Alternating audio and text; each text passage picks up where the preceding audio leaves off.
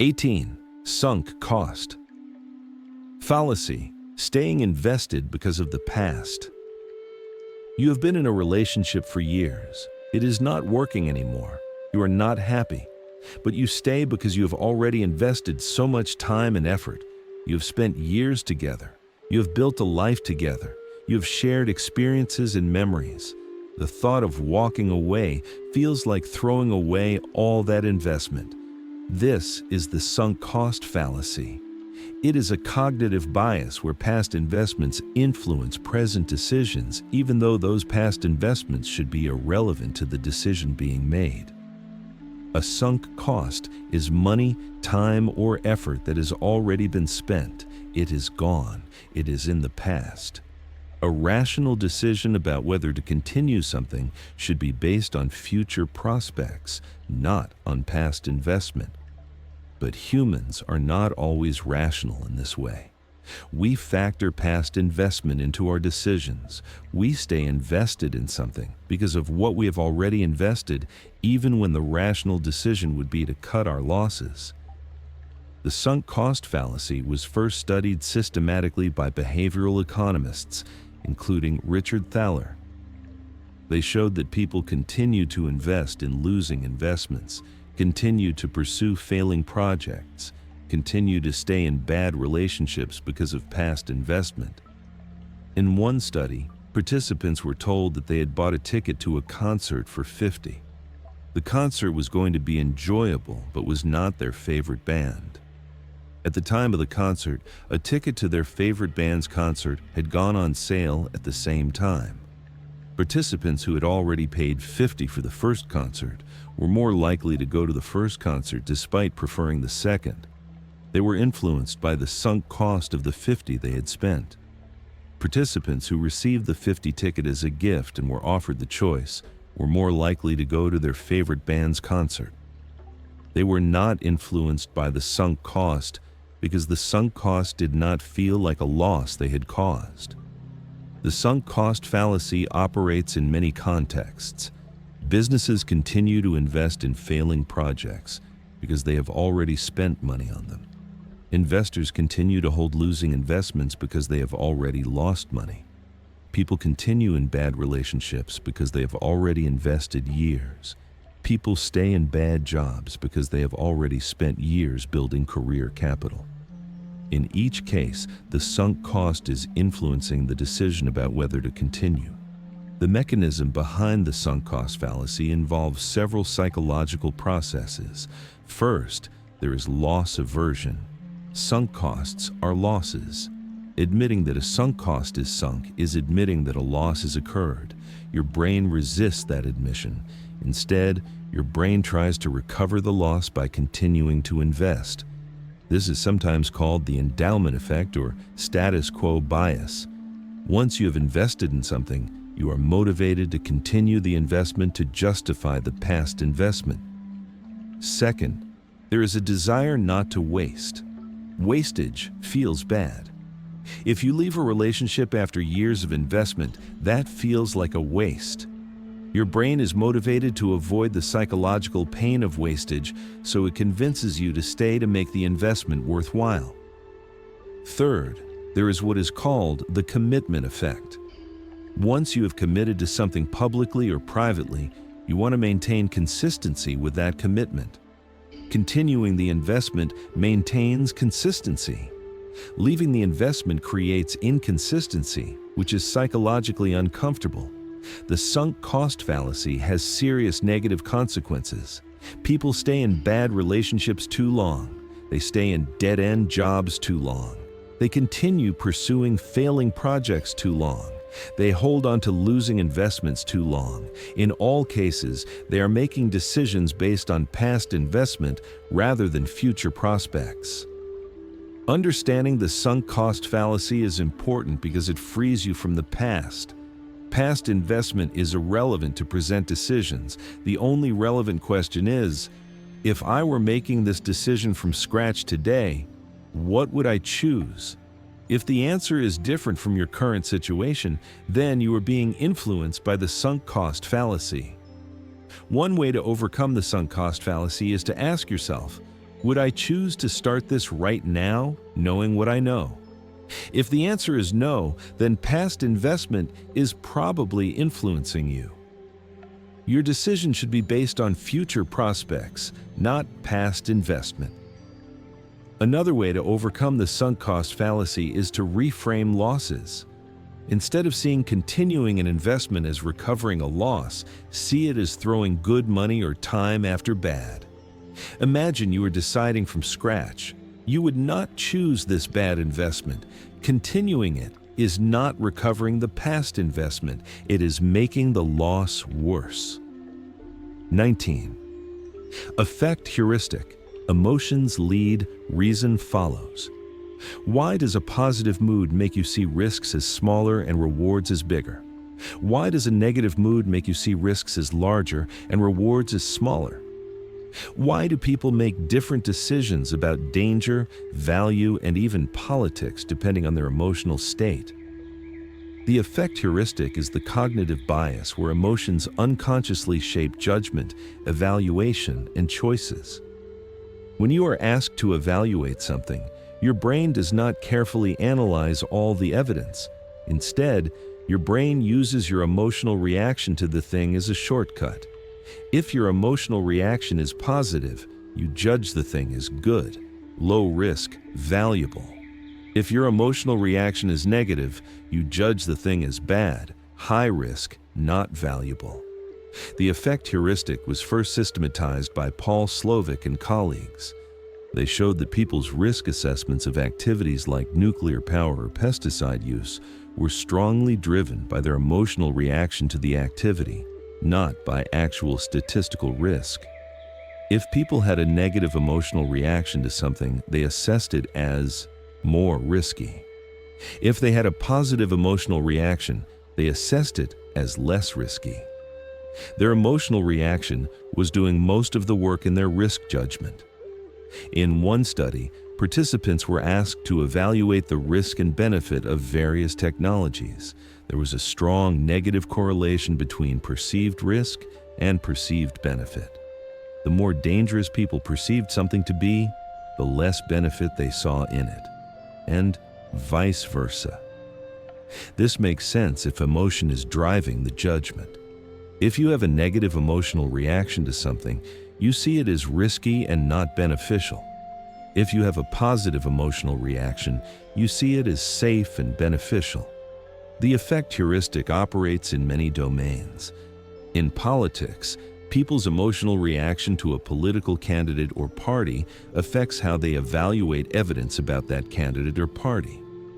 If they have a positive emotional reaction, they believe positive information and discount negative information. If they have a negative emotional reaction, they believe negative information and discount positive information. Their emotion is driving their evaluation, not careful analysis of the evidence. In consumer choices, emotional reactions to brands and products drive decisions. You feel good about a brand, so you evaluate the product as high quality. You feel bad about a brand, so you evaluate it as low quality. Your emotion is driving your valuation. In health decisions, emotional reactions affect risk assessment. If you have a negative emotional reaction to a health risk, you overestimate how likely it is. If you have a positive emotional reaction, you underestimate how likely it is. People who are emotionally attached to a behavior like smoking tend to underestimate the health risks of smoking. The mechanism behind the effect heuristic involves the speed of emotional processing relative to conscious reasoning. Your brain processes emotional information quickly, almost instantaneously. Conscious analytical reasoning is slower. So when you make a quick judgment, emotional processing dominates. When you make a slow, deliberate judgment, analytical reasoning can dominate. But in most of life, people make quick judgments, so the affect heuristic is powerful. The affect heuristic is not necessarily bad. Emotions contain information. Your emotional reaction to something is based on your brain's rapid assessment of relevant information. If you have a negative emotional reaction to something, there is probably a reason, even if you cannot articulate it consciously. So emotions can be useful guides, but the affect heuristic can also lead you astray. Your emotional reaction can be based on irrelevant factors. Your mood can affect your judgment. If you are in a good mood, you judge things more positively. If you are in a bad mood, you judge things more negatively. But your mood is not really relevant to the objective quality of what you are judging. Your emotional reaction can also be based on irrational factors like aesthetics or superficial characteristics. You might have a positive emotional reaction to an attractive product, even though it does not function well. You might have a negative emotional reaction to an effective treatment because it has uncomfortable side effects. Understanding the affect heuristic can help you make better decisions. When you are making an important decision, notice your emotional reaction to the options. That emotional reaction is real and contains information. But do not let it be the only factor in your decision. Also engage in deliberate analytical reasoning. Consider the evidence.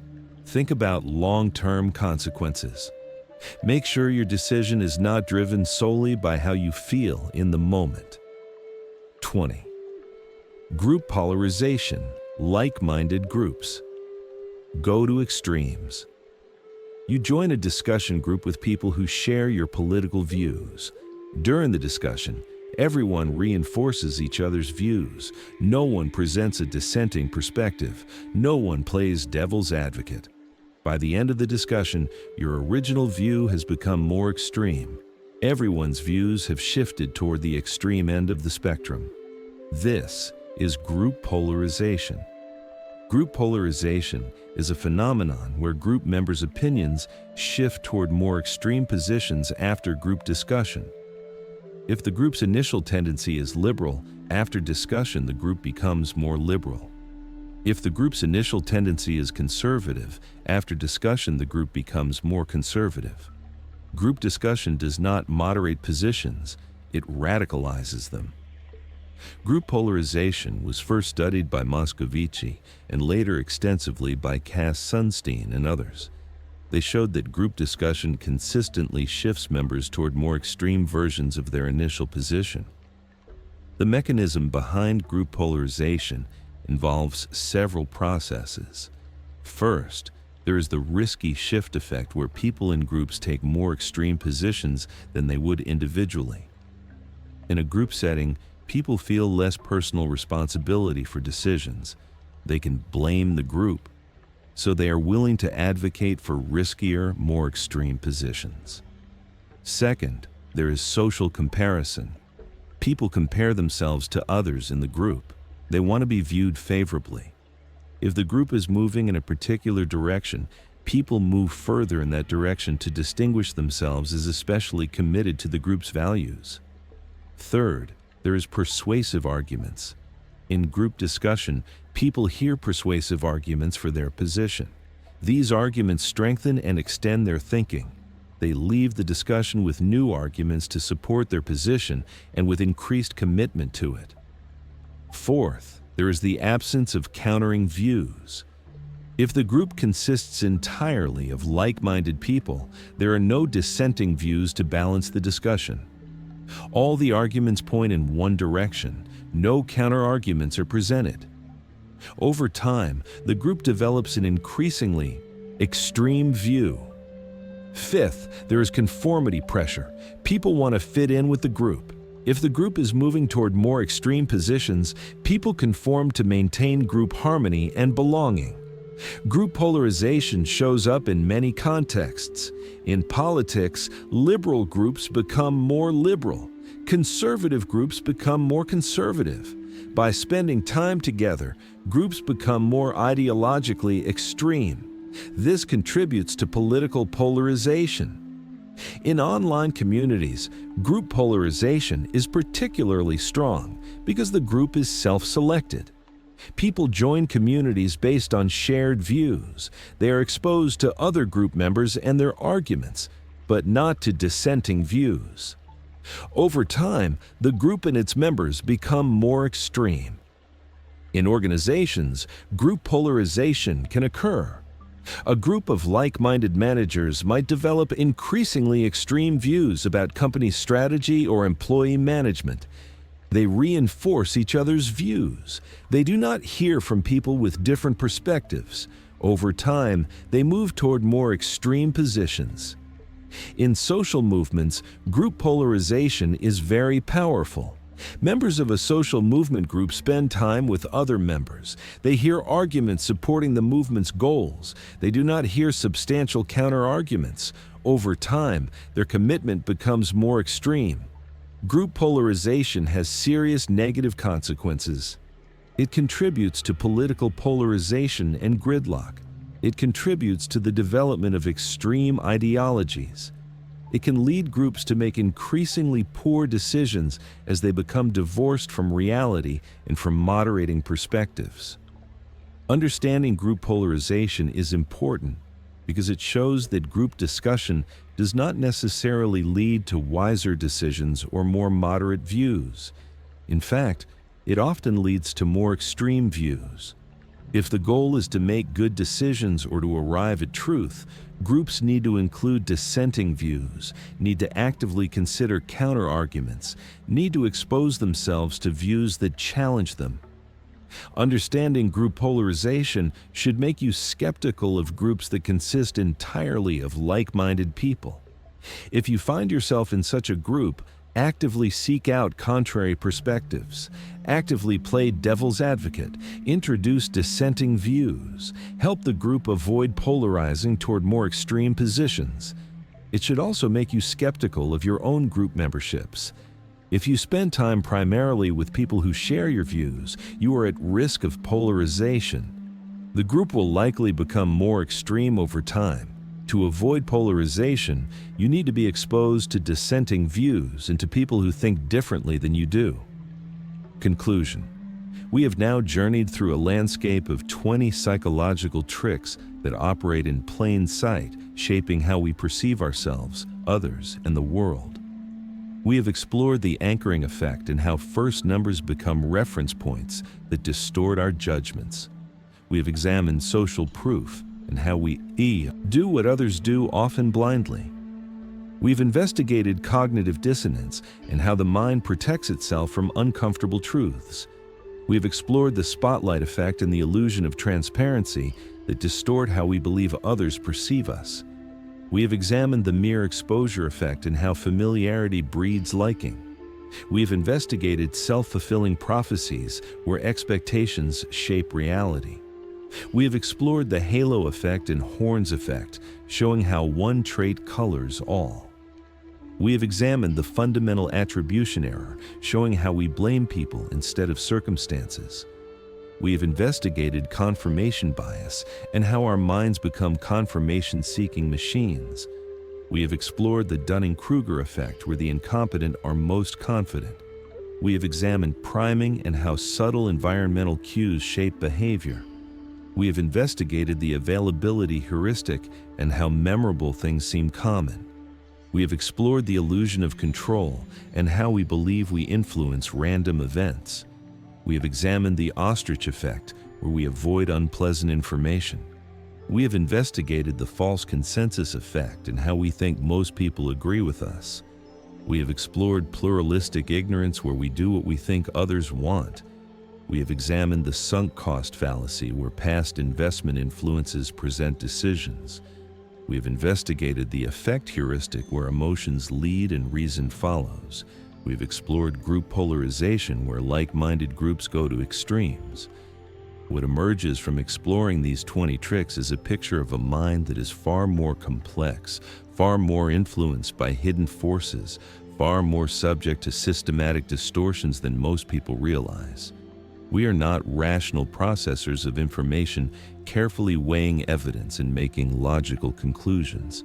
We are emotional beings shaped by heuristics and biases, by our environment, by our groups, by forces mostly operating below conscious awareness. But this realization, rather than being depressing or cynical, can actually be liberating and compassionate. When you understand that everyone is subject to these same tricks, that everyone's perception is filtered through these same biases, that everyone is doing their best within the limitations of human psychology, you can extend more compassion to yourself and to others. Understanding these tricks means recognizing that when someone behaves in ways you judge negatively, they may not be bad or stupid or irrational. They may simply be experiencing the fundamental attribution error. They may be under the influence of cognitive dissonance. They may be experiencing confirmation bias. They may be subject to group polarization.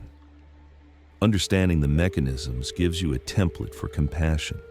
Understanding these tricks also gives you power. By recognizing these mechanisms operating in yourself, you can work with them, correct for them, use them to your advantage. When you notice the halo effect distorting your judgment of someone, you can question that judgment. When you notice confirmation bias filtering your perception, you can actively seek disconfirming evidence. When you notice social proof influencing your behavior, you can ask whether this is how you actually want to behave. Understanding these tricks also helps you recognize when you are being manipulated. Marketers understand these tricks and use them to influence your behavior. Politicians understand these tricks and use them to shape your beliefs. Understanding the tricks makes you resistant to manipulation. You can notice when someone is trying to use anchoring on you in a negotiation. You can notice when social proof is being used to influence you. You can notice when you are being primed. This awareness creates choice. Understanding these tricks should also make you humble about your own judgments and beliefs. Your perception is not objective. Your beliefs are not facts. Your judgments are shaped by psychological tricks and biases. This does not mean there is no such thing as truth or that all beliefs are equally valid, but it means you should hold your beliefs and judgments with humility. You should be open to the possibility that you are wrong. You should actively seek out perspectives that challenge you. Understanding these tricks should also make you more open-minded. When someone believes something different from what you believe, consider the possibility that they are not stupid or irrational. Consider the possibility that they are operating under a different set of information, that they are interpreting the same evidence differently because of confirmation bias or cognitive dissonance, that they are in a different social context that is shaping their beliefs. Understanding these tricks should also make you a better communicator. By recognizing the illusion of transparency, you can work to communicate more clearly. By recognizing pluralistic ignorance, you can be more willing to speak your truth even when you think others might not agree. By recognizing group polarization, you can work to bring diverse perspectives into conversations. Understanding these tricks should also help you make better decisions. By recognizing the sunk cost fallacy, you can base decisions on future prospects rather than past investment. By recognizing the availability heuristic, you can base decisions on actual data rather than memorable examples. By recognizing the affect heuristic, you can engage in deliberate reasoning in addition to consulting your emotions. Most importantly, understanding these tricks should connect you to a sense of shared humanity. We are all subject to these same psychological forces. We all experience the spotlight effect, the illusion of transparency, confirmation bias, group polarization. We all have blind spots. We all make judgments based on limited information. We all are influenced by forces we do not fully understand. This shared condition of being human, of being subject to the same psychological laws, of struggling with the same biases and distortions, this should create compassion. When you realize that someone is doing the best they can within the limitations of human psychology, it becomes harder to judge them harshly. When you realize that you too are subject to these same limitations, it becomes easier to forgive yourself. The psychological tricks we have explored are not going away. They are fundamental features of how the human mind works. They evolved over millions of years and are deeply embedded in our neurology. You will not eliminate these tricks from your psychology. but by understanding them, by recognizing them operating in your life, by learning to work with them, you can live a more conscious, more compassionate, more skillful life. You can make better decisions by recognizing when your decision is being influenced by a psychological trick.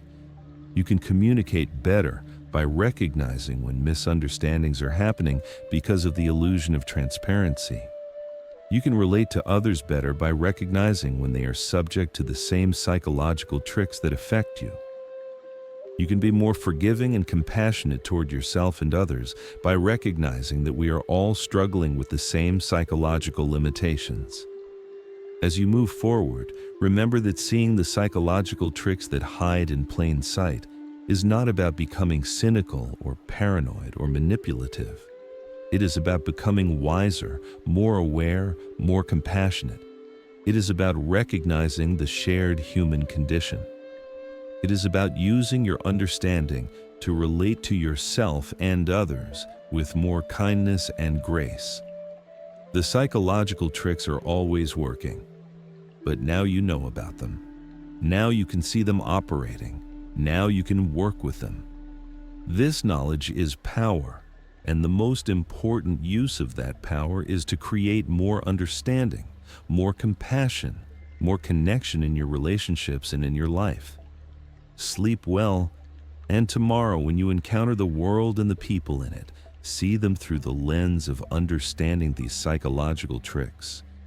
Notice when they are operating. Use your knowledge to navigate the world more skillfully. And remember, you are not alone in experiencing these tricks. Every person around you is subject to the same psychological laws. That is what makes us human. That is what connects us. That is what grounds compassion. Welcome. You are about to embark on a journey into one of the most fascinating territories the human mind has ever explored. The hidden psychological mechanisms that shape your behavior, decisions, relationships, and entire lived experience. For thousands of years, philosophers wondered why people act the way they do. Why do we believe things we know are untrue? Why do we stay in situations we want to leave? Why do we judge others so harshly while giving ourselves every benefit of the doubt? Why do certain people influence us without our even realizing it? These were mysteries for centuries. But in the past 100 years, psychology, neuroscience, and behavioral economics have begun to uncover something profound. The human mind operates according to predictable patterns, consistent biases, automatic processes, and hidden rules, many of which we are completely unaware of. These patterns are not random errors or signs of irrationality. They are features of how the human brain has evolved to process vast amounts of information quickly, to navigate complex social worlds, and to make rapid decisions with limited information. What we call psychological tricks are really just these mental shortcuts, or heuristics, operating in contexts where they lead us astray. A heuristic that kept our ancestors alive by making them cautious of strangers might now make us prejudiced. A mental pattern that allowed our ancestors to quickly form judgments might now lead us to make snap decisions we later regret. These tricks are not weaknesses to be ashamed of. They are features of being human, and understanding them is the key to mastering your own mind and understanding the minds of others. This long-form exploration of 25 psychological tricks draws directly from the structure and methodology of leading psychology. Channels that understand what makes content not just informative, but immersive, engaging, and transformative. Each trick you will learn about has been validated by decades of rigorous psychological research. Each one has been demonstrated in multiple studies with different populations across different contexts. Each one shows up in your daily life, affecting your relationships, your work, your health, and your happiness in ways both obvious and subtle. But here's what makes this different from a simple list of psychology facts. As you move through these 25 tricks, you will not just learn about them intellectually. You will come to understand them deeply. You will see how they operate in your own life, You will recognize the moments when they are influencing your behavior. And most importantly, you will gain the power to work with these tricks, to understand them, and sometimes to overcome them. The goal of this exploration is not to make you feel paranoid or cynical about human nature.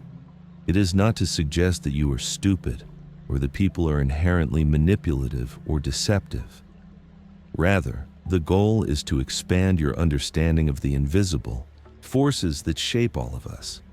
When you understand these tricks, you begin to see people with more compassion. You realize that when someone acts irrationally, they are not being stupid, they are being human, subject to the same psychological laws that govern everyone else. You realize that the judgments you make are filtered through these same tricks, that your perceptions are shaped by the same forces, that you are not exempt from the patterns that shape everyone else. This is liberating because it means that understanding yourself and others becomes possible. When you stop assuming that people are simply good or bad, rational or irrational, and start recognizing that they are subject to predictable psychological forces, everything changes. Relationships become easier to navigate. You become more forgiving. You become more skilled at understanding why people do what they do. You become better at influencing others ethically because you understand the mechanisms at work. Throughout this script, we will move through 25 distinct psychological phenomena. Each one operates in plain sight, woven into the fabric of everyday life, shaping decisions and behaviors constantly. Some of these tricks operate on the level of individual perception and judgment. Others operate on the social level, shaping group dynamics and collective behavior. Some are primarily about how we process information. Others are about how we manage emotions and identity. Together, they paint a picture of human nature that is far more complex, fascinating, and ultimately more compassionate than most people realize. As you listen to this exploration, you may find yourself becoming more aware of these tricks operating in your own life and in the lives of people around you. You may start to notice when anchoring is shaping a negotiation, when social proof is influencing a decision, when confirmation bias is filtering your perception. This awareness is valuable because it creates a choice. You cannot always override these tricks; they operate largely automatically, but you can notice them happening, and in noticing them, you gain some power over them. The tricks we will explore are the result of hundreds of years of accumulated psychological research. They have been studied in laboratories and in the real world. They have been replicated across cultures and populations. They are not theories or speculation. They are facts about how the human mind works. And they are hiding in plain sight, operating every moment of every day, shaping the world you live in and the person you are becoming. So settle in. Over the next 3 hours, let these ideas wash over you. Let them sink in. Think about how they show up in your own life. Think about what changes when you understand them. By the end, you will have a map of the hidden architecture of the human mind, a map that will serve you for the rest of your life. 1. The anchoring effect.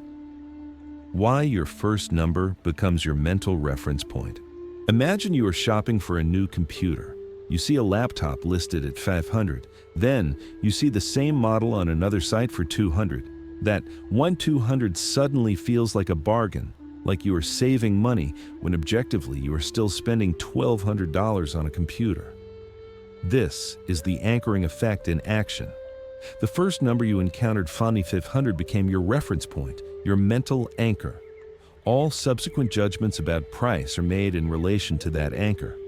The anchoring effect was first rigorously studied by psychologists Amos Tversky and Daniel Kahneman in the 1970s, though people had observed the phenomenon for centuries. In their classic experiments, they asked people to estimate what percentage of United Nations member countries were African. Before answering, some participants spun a wheel that randomly landed on a high number, others on a low number. Those who saw the high number estimated a much higher percentage of African countries. Those who saw the low number estimated a much lower percentage. The random number, which had absolutely no bearing on the correct answer, served as an anchor that shaped their estimates. Since then, anchoring has been demonstrated in contexts ranging from salary negotiations to real estate pricing to medical diagnoses. In one study, judges were asked to recommend prison sentences for defendants. Before making their decision, they rolled dice in full view of the defendant and judged the dice were rigged to show either a high or low number. Judges who saw a high number recommended significantly longer sentences than judges who saw a low number. The arbitrary number influenced judicial decisions that would dramatically affect someone's life. The mechanism behind anchoring is fascinating and revealing about how the mind works. When you encounter a number, particularly one presented as a reference point or starting point, your brain uses it as a starting place for estimation or judgment. Your brain then attempts to adjust from that anchor to reach a final estimate. But here's the crucial part. The adjustment is almost always insufficient. Your brain does not adjust far enough from the anchor. The anchor exerts a gravitational pull on your thinking. This happens largely outside conscious awareness. You do not think, well, I will use that 500 as my reference point and adjust downward. Rather, your brain automatically uses the anchor, and you end up with a figure that is disproportionately influenced by it. This is why anchoring works even when you know it is happening, even when you deliberately try to overcome it. It is a largely automatic process. In social and interpersonal contexts, anchoring shows up constantly. When you first meet someone, your first impression serves as an anchor. All subsequent information about that person is filtered through that initial impression. You might see evidence that contradicts your first impression, but your brain does not update as dramatically as it should.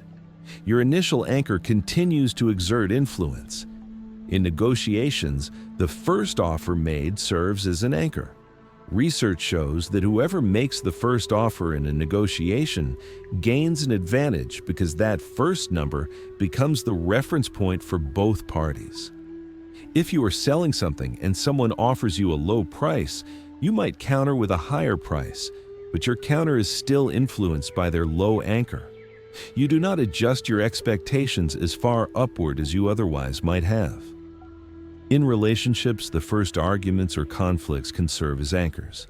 If the first conflict is handled badly, it anchors expectations for how conflicts will go. If the first conflict is handled well, it creates an anchor suggesting that difficult moments can be navigated. Over time, new information accumulates, but the anchor continues to exert subtle influence. Understanding the anchoring effect gives you power in multiple ways. First, it makes you aware that your first numbers, first impressions, and first experiences are exerting disproportionate influence on your judgments. This awareness allows you to consciously question those judgments and seek additional information. Second, it allows you to use anchoring strategically and ethically in your own life. When you are trying to influence someone negotiating a salary, for instance, you can make the first offer which anchors their expectations. Third, it helps you understand why others might be reacting to you based on anchors you do not even realize you have set. The anchoring effect also has a darker side. It can be used manipulatively. Retailers use it constantly. They list inflated original prices, then show sale prices that seem like bargains. The anchor of the inflated price is doing the real work, shaping your perception of whether the sale price is actually a good deal. Advertisers use it. They anchor you to high prices so that the real price feels reasonable. Even news media can use anchoring by emphasizing certain statistics that serve as anchors for how you think about issues. But anchoring is not inherently manipulative. It is just how the mind works. By recognizing it, you can make more conscious decisions about what anchors you accept and what you do not. You can remind yourself that the first price offered is not necessarily the real price. You can remind yourself that your first impression of someone is not their complete story. You can remind yourself that the anchor is shaping your thinking in ways you may not be fully aware of. One of the most interesting findings about anchoring is that it works even when people are explicitly told that the anchor is irrelevant. In one study, people were told that a number had been randomly generated by a computer and had no bearing on the answer to a question. Even knowing this, the anchor still influenced their estimates. This shows how automatic and powerful anchoring is. It operates below the level of conscious deliberation. The evolutionary roots of anchoring likely relate to how our ancestors navigated uncertainty. When facing unknown situations, using available information, even if that information is just a reference point as a starting place, is better than having no reference point at all. In ancestral environments, anchoring to known reference points probably helped people navigate decisions. But in modern environments with intentional manipulation and strategic information presentation, anchoring can lead us astray. By recognizing anchoring, you gain what might be called debiasing power. You will not eliminate anchoring, it is too automatic for that, but you can recognize when it is happening and consciously correct for it. When you see a price, ask yourself whether this number is genuinely informative or whether it is serving as an anchor designed to manipulate your perception. When you form an impression of someone, remind yourself that this is just your first impression and that people are more complex than initial appearances suggest. When facing a negotiation, be aware that the first number presented will influence your expectations and adjust accordingly. 2. Social proof. The hypnotic power of doing what everyone else does. You're in a room with 5 other people. A researcher shows everyone a line on a card and asks which of 3 lines on another card matches it in length. The answer is obvious. Line B is clearly the same length as the reference line. But before you answer, the 5 people before you all say line C. You know they are wrong. You can see that they are wrong. But as your turn comes, you hesitate. You second-guess yourself. And many people faced with this situation actually give the wrong answer the answer that matches what everyone else said. This is the Asch conformity experiments conducted by Solomon Asch in the 1950s, and they demonstrate one of the most powerful tricks the human mind employs: social proof. Social proof is the tendency to look to others' behavior as evidence for how to behave, what to believe, and what is true. We are social creatures. We evolved in small groups where conforming to group norms was often essential for survival. This tendency to conform, to do what others do, to believe what others believe, it is deeply wired into us. In the Asch experiments, when placed in a group where everyone disagreed with their own perceptions, about 75% of participants gave at least one wrong answer, conforming to the group despite the evidence of their own senses. Some participants conformed every single time, giving only wrong answers to go along with the group. When asked afterward why they had gone along with obviously wrong answers, they gave various explanations. Some said they thought the group might be right and they were mistaken. Others said they knew the group was wrong but did not want to be seen as different or to embarrass themselves. Social proof operates everywhere in modern life. When you are deciding what to watch on Netflix, the fact that a show is popular influences your decision. When you are choosing a restaurant, the fact that it has many reviews and high ratings influences your choice. When you are reading news stories, you notice which stories are being shared most and assume those must be the most important stories. When you are on social media, you see what other people are liking, commenting on, and sharing, and this influences what captures your attention and what you think matters. Social proof is particularly powerful in ambiguous situations where the correct answer is unclear. In the Asch experiments, the task was actually unambiguous. Anyone could see the right answer. Yet conformity happened anyway. But social proof is even more powerful in truly ambiguous situations. If you do not know whether something is good or bad, true or false, valuable or not, you will look to what others are doing or believing. If many others are believing or doing it, you assume it must be correct or valuable. This is why viral trends spread so quickly. Someone does something, a few people copy it, more people see others doing it and copy it themselves. Now it is spreading. You see lots of people doing it, so you assume it must be something you should do too. Before you know it, everyone is doing it, and it seems like the natural thing to do, even though if you had been alone, you would never have come up with this behavior on your own. Social proof is exploited extensively in marketing and advertising.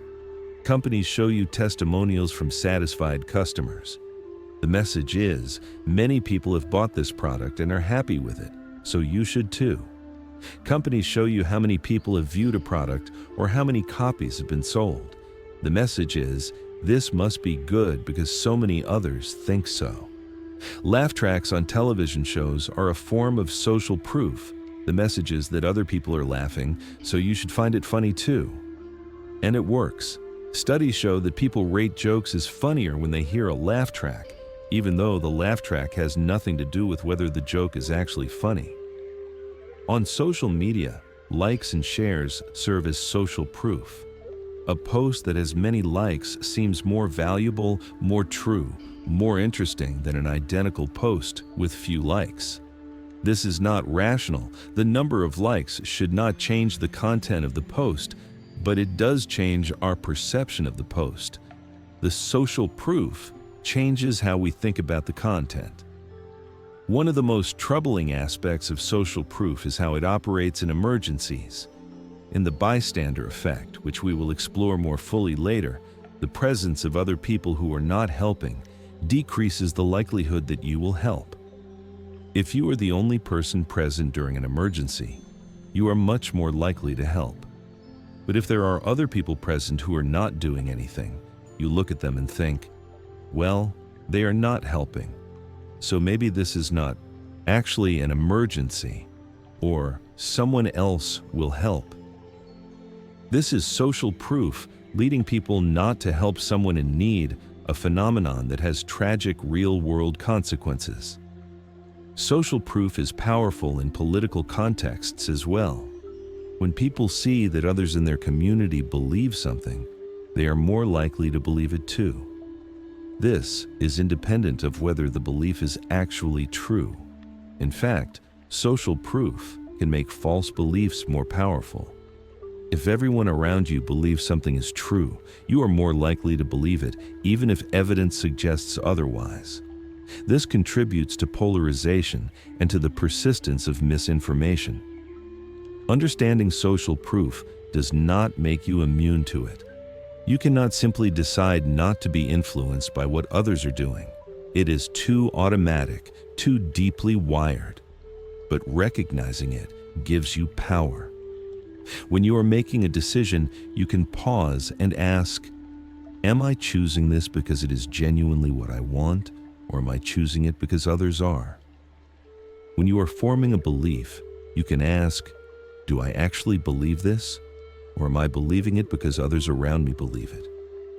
When you are judging whether something is true or good or valuable, you can remind yourself that the fact that many people believe it does not make it true. Social proof also has positive applications.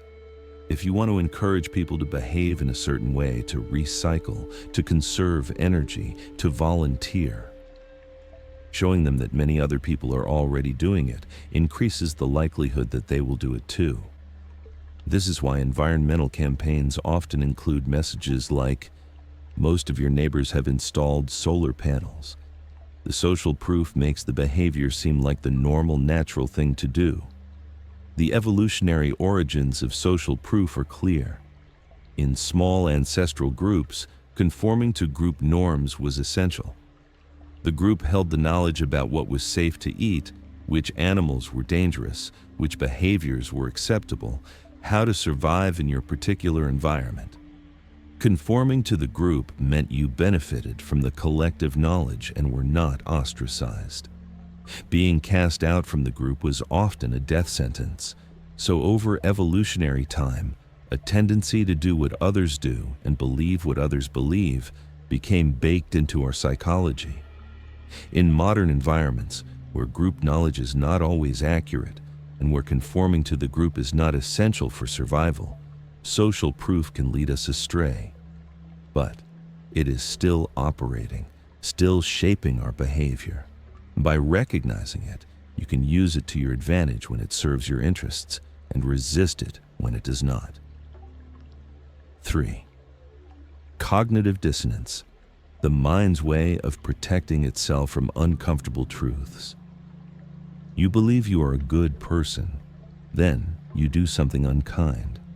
This creates a tension in your mind, a discomfort. Your belief about yourself and your actual behavior do not match.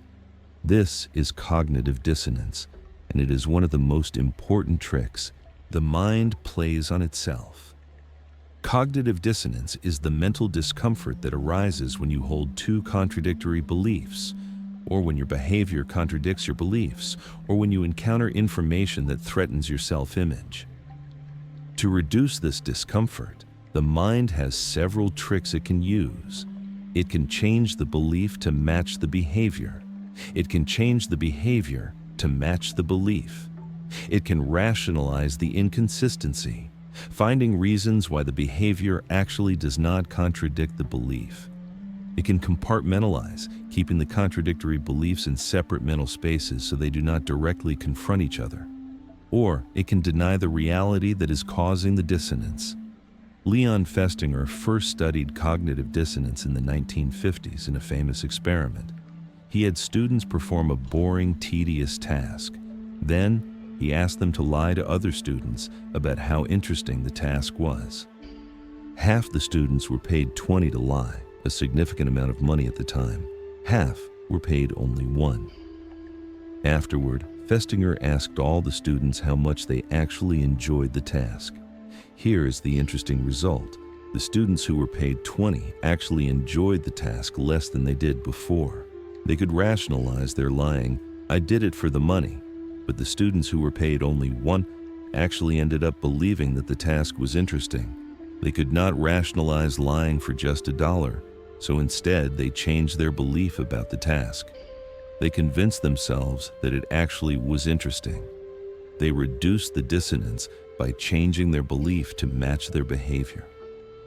This shows how powerful cognitive dissonance can be at shaping what we actually believe.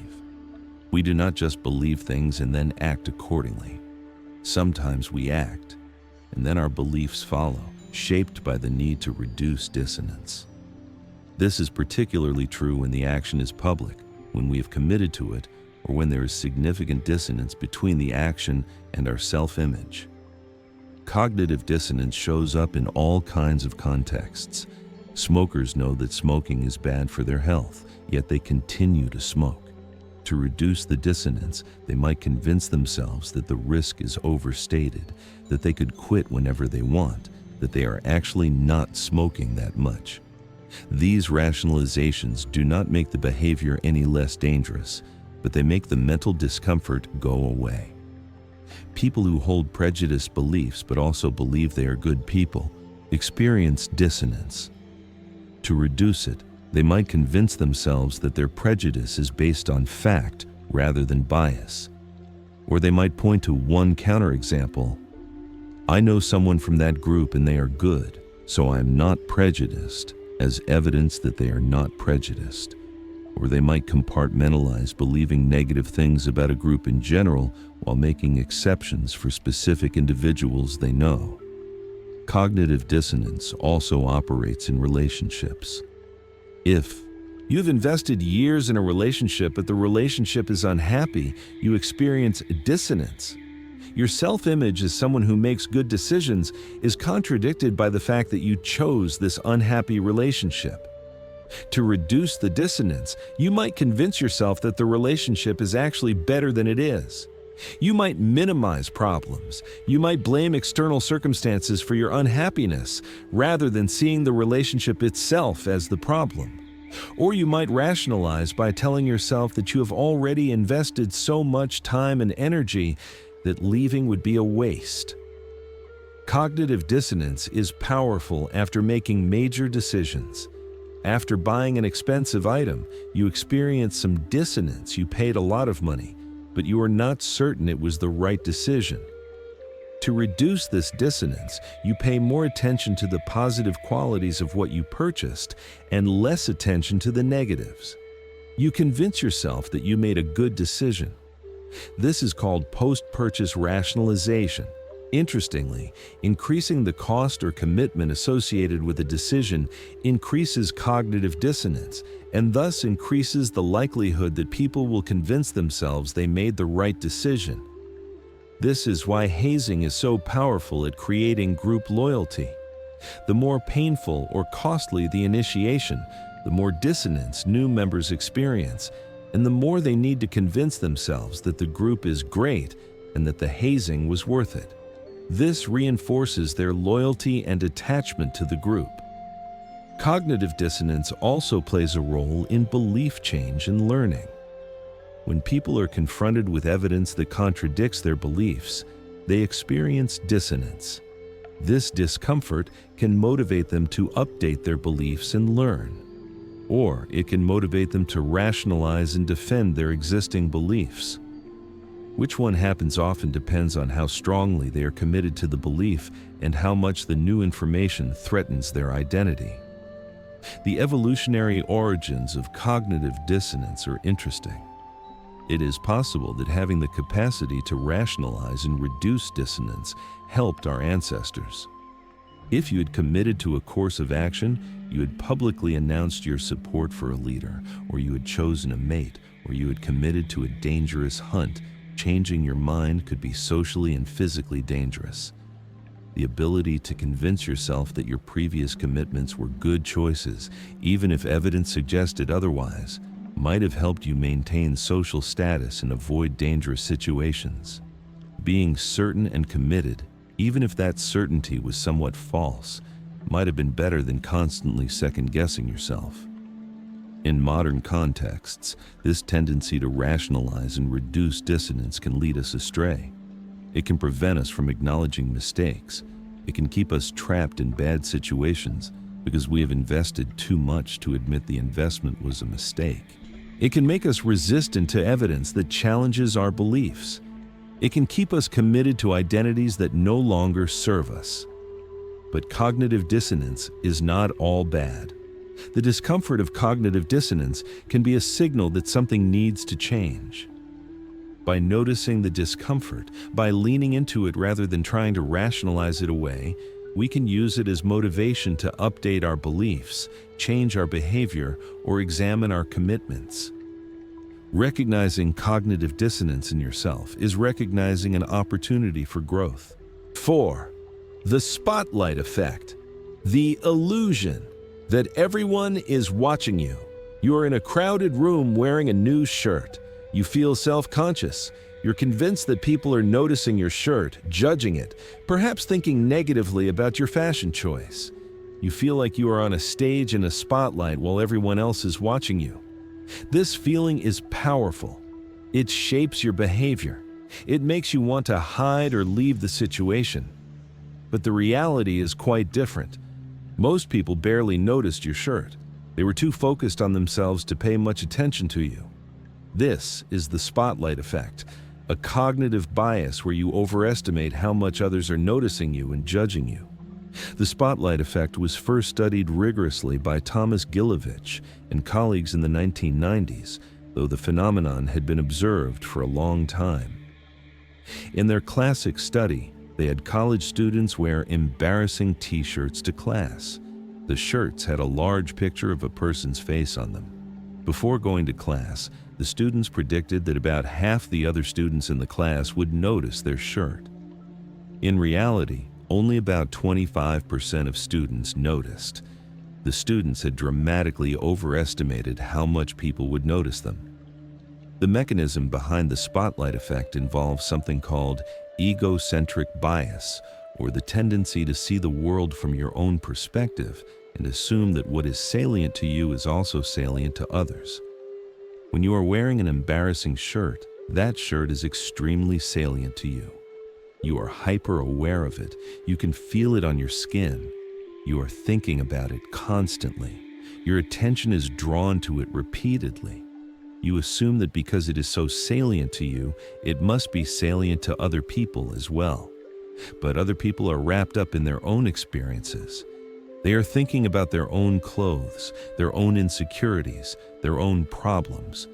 They do not have the bandwidth to focus on your shirt the way you are focusing on it. There is also an attentional asymmetry at work.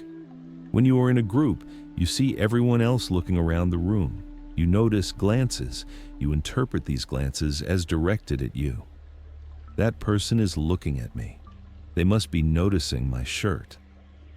But in reality, people's eyes are moving around the room, and some of those movements happen to land on you. You interpret these random glances as deliberately noticing you. This is one of the ways the spotlight effect gets reinforced. The spotlight effect is particularly powerful in situations where you stand out, where you are uncertain about social norms, or where you are feeling anxious. If you are the only person in a room wearing a particular style of clothing, the spotlight effect is stronger. If you are in an unfamiliar social context and unsure how to behave, the spotlight effect is stronger. If you are experiencing social anxiety, the spotlight effect is much stronger. The spotlight effect is closely related to what is called the illusion of transparency, which we will explore more fully later. The illusion of transparency is the belief that your internal mental states, your emotions, your thoughts, your intentions, are much more apparent to others than they actually are. These two illusions often work together. You are embarrassed about your shirt, and you think people can see your embarrassment written all over your face. You are anxious, and you think people can see how anxious you are. In reality, people cannot see your internal states as clearly as you think they can. The spotlight effect has several consequences. First, it creates unnecessary social anxiety. People avoid social situations, avoid speaking up in groups, avoid doing things they want to do because they are convinced that others are paying much more attention to them than they actually are. They worry about being judged, about standing out, about being seen as weird or different. But the truth is that most people are too focused on themselves to judge others very harshly. Second, the spotlight effect contributes to self-consciousness and performance impairment. If you believe everyone is watching you and judging you, you become self-focused. Your attention turns inward. You become hyper-aware of your own behavior, which actually impairs performance. Athletes call this choking. You perform better when you are focused on the task at hand, not on how you are performing or how others are perceiving your performance. The spotlight effect pulls your attention away from the task and toward your own perceived performance, which actually makes you perform worse. Third, the spotlight effect can prevent people from trying new things or pursuing their goals. Someone might want to take a dance class but avoid it because they are convinced that everyone will judge their dancing. Someone might want to speak up in a meeting but stay quiet because they are convinced that everyone will judge them for speaking. Someone might want to pursue a career in the arts but pursue something more conventional instead because they are convinced that people will judge them. The spotlight effect prevents people from pursuing things that matter to them. The evolutionary origins of the spotlight effect are interesting. In ancestral environments, status and reputation were crucial. Being watched and judged by the group was a real possibility with real consequences. Social exclusion was devastating. So it made sense to be very aware of and sensitive to being watched and judged. This sensitivity probably served our ancestors well.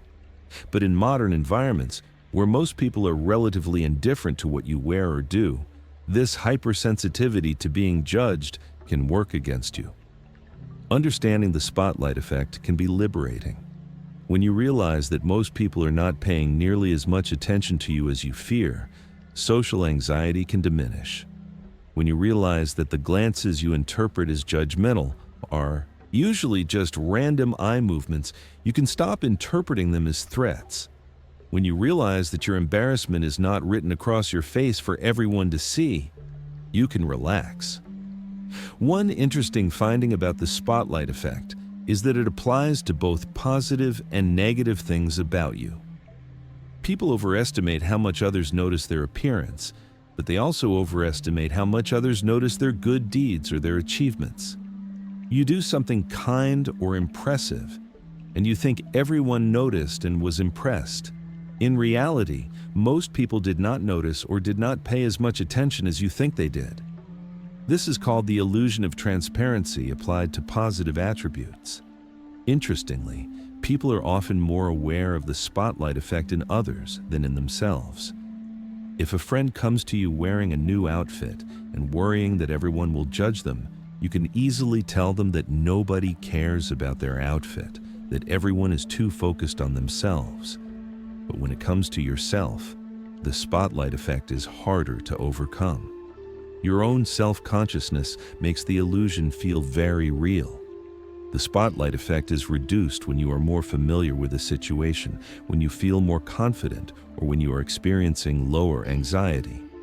As you become more experienced in a context, as you realize that your feared judgments do not actually materialize, the spotlight effect diminishes, but it never completely goes away. Even confident, successful people sometimes experience the spotlight effect. It is a fundamental feature of how human attention and perception work. 5. The illusion of transparency. Believing your intentions are clear. You intend something good. You intend to help, to be kind, to be honest. But the person receives your action negatively. They think you are being critical or rude or dishonest. You are stunned. You think, how could they misunderstand my intentions? My intentions were so clear. Anyone could see that I meant well. But your intentions are not as clear as you think they are. You are experiencing the illusion of transparency. The illusion of transparency is the cognitive bias where you overestimate how much your internal mental states, your intentions, emotions, thoughts, and knowledge are apparent to others. You are very aware of your own intentions because you are inside your own mind. You know why you are doing what you are doing. But other people are outside your mind. They can only see your behavior, not your intentions. And behavior is ambiguous. The same action can be interpreted in multiple ways. This bias was first systematically studied by psychologists, including Boaz Kesar and others in the 1990s and 2000s. In one study, people were asked to read a sarcastic comment. They were told how sarcastic they were being. But when asked to estimate how obvious their sarcasm would be to listeners, they dramatically overestimated. They thought their sarcasm would be obvious. In reality, listeners often took their sarcastic comments literally. The sarcasm that seemed so obvious from the inside was not obvious from the outside. In another study, students were asked to tap out the rhythm of famous songs with their fingers, while others tried to guess what song they were thinking of. The students predicted that listeners would correctly identify the song about 50% of the time. In reality, listeners correctly identified the song only about 2.5% of the time. The rhythm that was so obvious in the students' head because they were hearing the song internally was not obvious from the external tapping alone. The illusion of transparency has multiple components. First, there is an egocentrism component. You are the center of your own experience. What is in your head, your thoughts, your feelings, your intentions seem important and salient to you. It is easy to forget that other people are not inside your head. They do not have automatic access to what you are thinking or intending. They have to infer it from your behavior, and inference is always imperfect. Second, there is an attentional asymmetry. You are paying attention to your own internal state. You know what you are thinking and feeling, so these internal states seem prominent and important. But other people are not paying attention to your internal state. They are paying attention to your external behavior. So your behavior is what is prominent to them. The things you are most aware of internally are the things others are least likely to notice externally. Third, there is a knowledge problem. You know things that others do not know. You know your past experiences, your intentions, your reasons for doing things. Others do not have access to this knowledge unless you explicitly share it. So when you do something, you might be doing it for reasons that are obvious to you, but completely invisible to others. The other person has no context for understanding your action, so they interpret it differently than you intended. The illusion of transparency leads to multiple problems. First, it leads to misunderstandings in communication. You think you have communicated something clearly, but the other person did not understand. You think your sarcasm was obvious, but they took you literally. You think your enthusiasm was clear, but they thought you were angry. These misunderstandings happen constantly because of the illusion of transparency. Second, it leads to conflicts in relationships. You intended something positively, but the other person interpreted it negatively. You think they are being unreasonable for misinterpreting your intention. They think you should have been clearer about your intention. A conflict arises, and both people feel misunderstood and unjustly accused. The illusion of transparency makes you think your intentions should have been obvious and makes the other person's misinterpretation seem willful or stupid.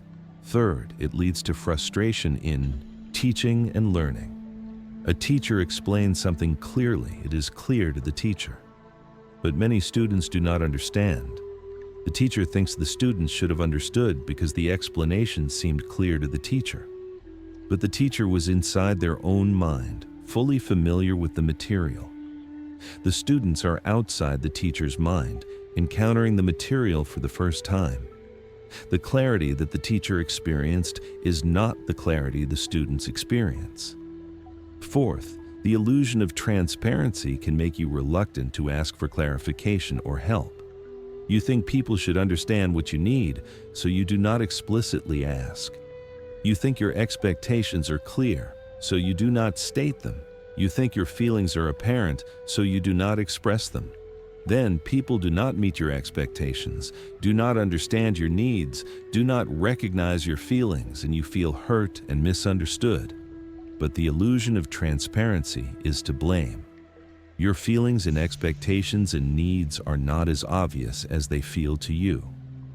Understanding the illusion of transparency can transform communication and relationships. If you recognize that your intentions are not as transparent as you think, you can work to make them more explicit. You can say what you mean. You can state your intentions clearly. You can explain your reasoning. You can ask whether the other person understands what you are trying to communicate. By making your internal states explicit, you overcome the illusion and improve communication. The illusion of transparency also works in reverse. You might think that other people's intentions are clearer than they actually are. Someone says something that sounds rude, and you think they intended to be rude. But maybe they were joking and you did not pick up on it. Maybe they were distracted and did not realize how their words came across. Maybe they had a different intention than what their words suggested. By recognizing that other people's intentions are not as transparent as they seem, you can extend more grace and charitable interpretation to their actions. The illusion of transparency is related to but distinct from the curse of knowledge, which we will explore later. The curse of knowledge is about assuming that what you know is obvious to others. The illusion of transparency is about assuming that your internal mental states are obvious to others. They are related in that both involve not realizing that what is obvious or clear to you is not obvious or clear to others. One interesting finding is that the illusion of transparency varies across cultures. Cultures that emphasize individual psychology and explicit communication tend to show stronger illusion of transparency effects. Cultures that emphasize implicit communication and collective understanding show weaker effects.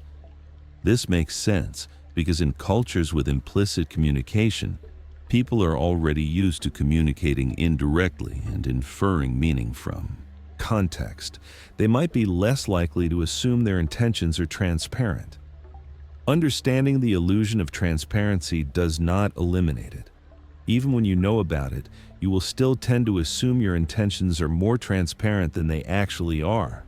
But knowing about it can prompt you to check your assumption. It can remind you to communicate more explicitly. It can help you be more forgiving when others misunderstand you. And it can help you understand others more accurately by being less quick to assume negative intentions and more willing to ask what someone actually meant by what they said. 6. The mere exposure effect: liking what you see. Most often you hear a song for the first time and do not particularly like it. You hear it a few more times. It starts to grow on you. You hear it many times and now you like it. It has become your favorite song. What changed? The song did not change. You did not consciously decide to like it more. Rather, through repeated exposure, your preference shifted. This is the mere exposure effect, one of the most robust findings in psychology. The more you are exposed to something, the more you tend to like it. The mere exposure effect was first studied systematically by Robert Zajonc in the 1960s, though people had observed the phenomenon for much longer. In his classic experiments, Zajonc showed people nonsense words, foreign characters, and faces with different frequencies. Some items appeared once, some appeared 5 times, some appeared 20 times. Afterward, people rated how much they liked each item. The result was consistent and striking. Items that appeared more frequently were liked more than items that appeared less frequently. Simply seeing something more often made people like it more. The mechanism behind the mere exposure effect involves fluency, or the ease with which information is processed. When you see something repeatedly, your brain becomes efficient at processing it. Processing something fluently, easily, smoothly feels good. Your brain interprets that feeling of ease as liking. The more familiar something is, the more fluently you process it, and the more you like it. This is sometimes called the fluency heuristic. If information is easy to process, it must be good, true, and likable. There is also an evolutionary logic to the mere exposure effect. In ancestral environments, repeated exposure to something meant that it was safe. You had encountered it before and survived. Unfamiliar things carried potential danger. So it made evolutionary sense to feel positive about what was familiar and cautious about what was novel.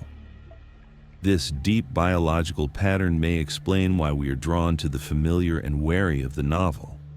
The mere exposure effect shows up in many contexts. In marketing and advertising, repeated exposure is one of the most effective tools. Show a brand name enough times and people like it more, even if they have never tried the product and even if they cannot. Consciously remember seeing the advertisements. This is why companies spend enormous amounts of money on advertising. They know that repeated exposure increases liking. The effect also shows up in relationships. Proximity and repeated exposure are among the strongest predictors of liking and friendship. People who see each other frequently tend to like each other more than people who see each other rarely. This is why people often develop friendships with colleagues, classmates, or neighbors. Simple, repeated exposure fosters liking. This is also why social media, which increases exposure to people you already know, can increase your liking of those people. The mere exposure effect also shows up in physical attractiveness and facial features. Repeated exposure to a face makes that face seem more attractive. This is why celebrities often seem more attractive when you see them repeatedly than when you first encounter them. This is why people in long-term relationships often report that their partner seems more physically attractive as the relationship progresses, even though their partner's physical appearance has not changed. Familiarity literally makes faces seem more attractive. However, there are limits to the mere exposure effect. If exposure occurs in a context marked by negative interactions, repeated exposure may not increase liking and might actually decrease it. If every time you see someone they are rude to you, seeing them more often will not make you like them more. Additionally, if you become aware that you are being manipulated through exposure, the effect can backfire. This is called the reactance effect or wear-out effect. There is also a relationship between exposure and expectation.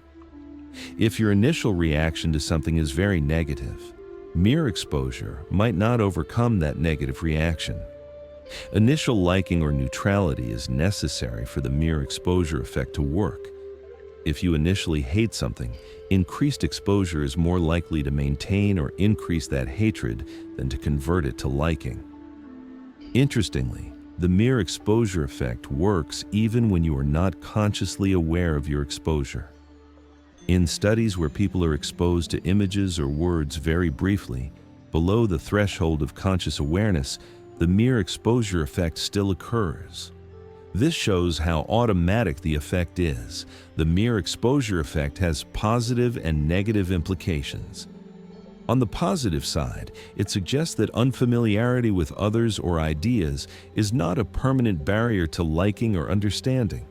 Exposure can lead to increased appreciation and reduced prejudice. Neighborhoods that become more diverse and where people from different backgrounds interact frequently often show reduced prejudice and increased intergroup liking. The mere exposure effect is part of what drives this change.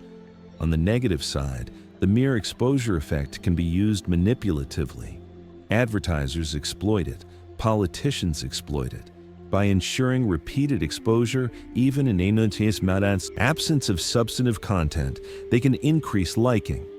You might like a brand name or a political candidate, not because you have good reasons to, but simply because you have been exposed to them repeatedly. Another negative implication is that the mere exposure effect can trap us in preferences that are not in our best interest. You like a food, a song, a habit, because you are exposed to it repeatedly. The familiarity itself is creating the liking, not actual merit or benefit. This is why breaking bad habits is hard. The habit is familiar, and familiarity breeds liking. Starting a new good habit is hard. The new habit is unfamiliar, and unfamiliarity breeds aversion. Understanding the mere exposure effect gives you power in several ways.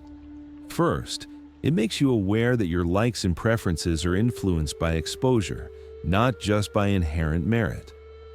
This awareness allows you to question your preferences and ask whether you actually like something or whether you just like it, because it is familiar. Second, it allows you to use exposure strategically. If you want to build a skill or develop an interest, exposure and practice will naturally increase your liking of that skill or interest, even if you do not like it at first. Third, it helps you recognize when you are being manipulated through exposure and allows you to consciously resist that manipulation. The mere exposure effect also has implications for diversity and inclusion. If the goal is to increase acceptance of people from different groups, simple exposure bringing people into contact can be effective.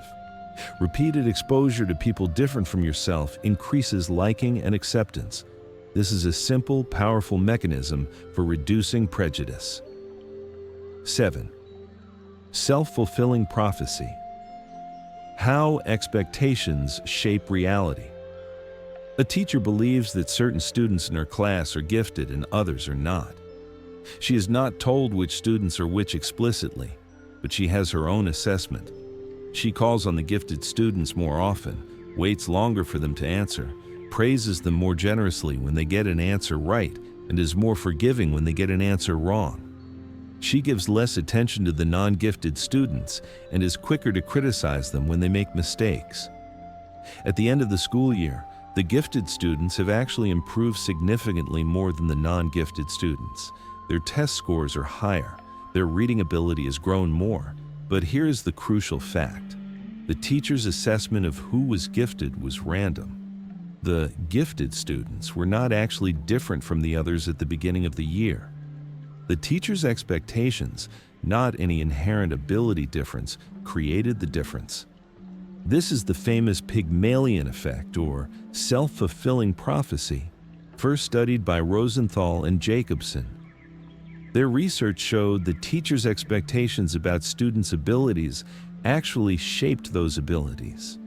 Expectations created reality. This is one of the most powerful psychological phenomena and one of the most ethically concerning. A self-fulfilling prophecy is a situation where a belief about someone or about oneself leads to behavior that makes that belief come true. The key mechanism is that expectations shape behavior. When you believe something about someone, you treat that person differently based on that belief. That different treatment leads the person to behave differently, confirming the original belief. The belief has created the very reality it purported to describe. Self-fulfilling prophecies operate in many contexts. In the workplace, if a manager believes an employee is capable and has potential, the manager might give that employee more challenging assignments, more training, more feedback, more opportunities. The employee gets more experience and grows more skilled. At the end of a year, the employee is actually more capable, confirming the manager's original belief. Conversely, if a manager believes an employee lacks potential, that employee might be given routine work, less training, less feedback. With fewer opportunities to grow, the employee does not develop their skills. At the end of a year, they are less capable, confirming the manager's original negative belief. Self-fulfilling prophecies also operate in relationships. If you believe your partner is loyal and trustworthy, you might be more open, more trusting, more vulnerable. Your partner, treated this way, might actually be more trustworthy. But if you believe your partner is untrustworthy, you might be suspicious, guarded, closed off. Your partner, treated this way, might become more defensive or might actually engage in untrustworthy behavior. Your expectation has shaped their behavior and confirmed your original belief. Self-fulfilling prophecies also operate in terms of self-beliefs. If you believe you are intelligent, you approach challenges with confidence. You persist when things get difficult. You try new strategies. You learn from mistakes. All of this leads to actual improvement and achievement, confirming your belief that you are intelligent. But if you believe you are not intelligent, you might avoid challenges, give up easily, not persist through difficulty. You do not learn as much. You do not achieve as much. This confirms your belief that you are not intelligent. This last example relates to what Carol Dweck calls mindset. People with a growth mindset believe that intelligence and ability can be developed through effort. People with a fixed mindset believe that intelligence and ability are fixed traits you are born with. Dweck's research shows that these beliefs actually shape academic achievement. Students with a growth mindset perform better because their belief leads them to behave in ways that foster learning and growth. Students with a fixed mindset perform worse because their belief leads them to avoid challenge and not persist through difficulty. One of the most striking examples of self-fulfilling prophecy comes from research on stereotype threat. When people from stereotyped groups are reminded of negative stereotypes about their group, their performance actually decreases. Stereotype threat is the anxiety and cognitive load that occurs when you are worried about confirming a negative stereotype about your group. That worry actually impairs your performance, which ironically confirms the stereotype. The stereotype has become a self-fulfilling prophecy. Understanding self-fulfilling prophecy is important because it shows that expectations are not neutral. They are not just passive observations of how someone is. They are active forces that shape who someone becomes. This has profound ethical implications. If a teacher believes a student is intelligent, that belief can help that student become intelligent. But if a teacher believes a student is not intelligent, that belief can harm that student's intellectual development. The same is true in families, workplaces, and society at large. The powerful implication is that by changing expectations, you can change outcomes. If teachers are taught to hold high expectations for all students, student achievement improves. If managers learn to see potential in employees, employees develop more. If you change your self-beliefs about your own abilities, your actual abilities improve. Expectations shape reality. The mechanism behind self-fulfilling prophecy involves several psychological processes. There is the behavioral confirmation process, where expectations shape how you treat someone, which shapes how they behave. There is the perceptual confirmation process, where expectations shape how you interpret someone's behavior. You see ambiguous behavior as confirming your expectations. There is also the cognitive confirmation process, where expectations shape what information you attend to and remember, filtering your perception to confirm your expectations. Understanding self-fulfilling prophecies does not mean you can just think positively and achieve anything. Self-fulfilling prophecies are real and powerful, but they do not override reality. If your expectation is wildly unrealistic, it will not create reality. But within reasonable bounds, expectations do shape outcomes. And for many goals, the bounds are quite wide. You probably have more potential than you believe you do.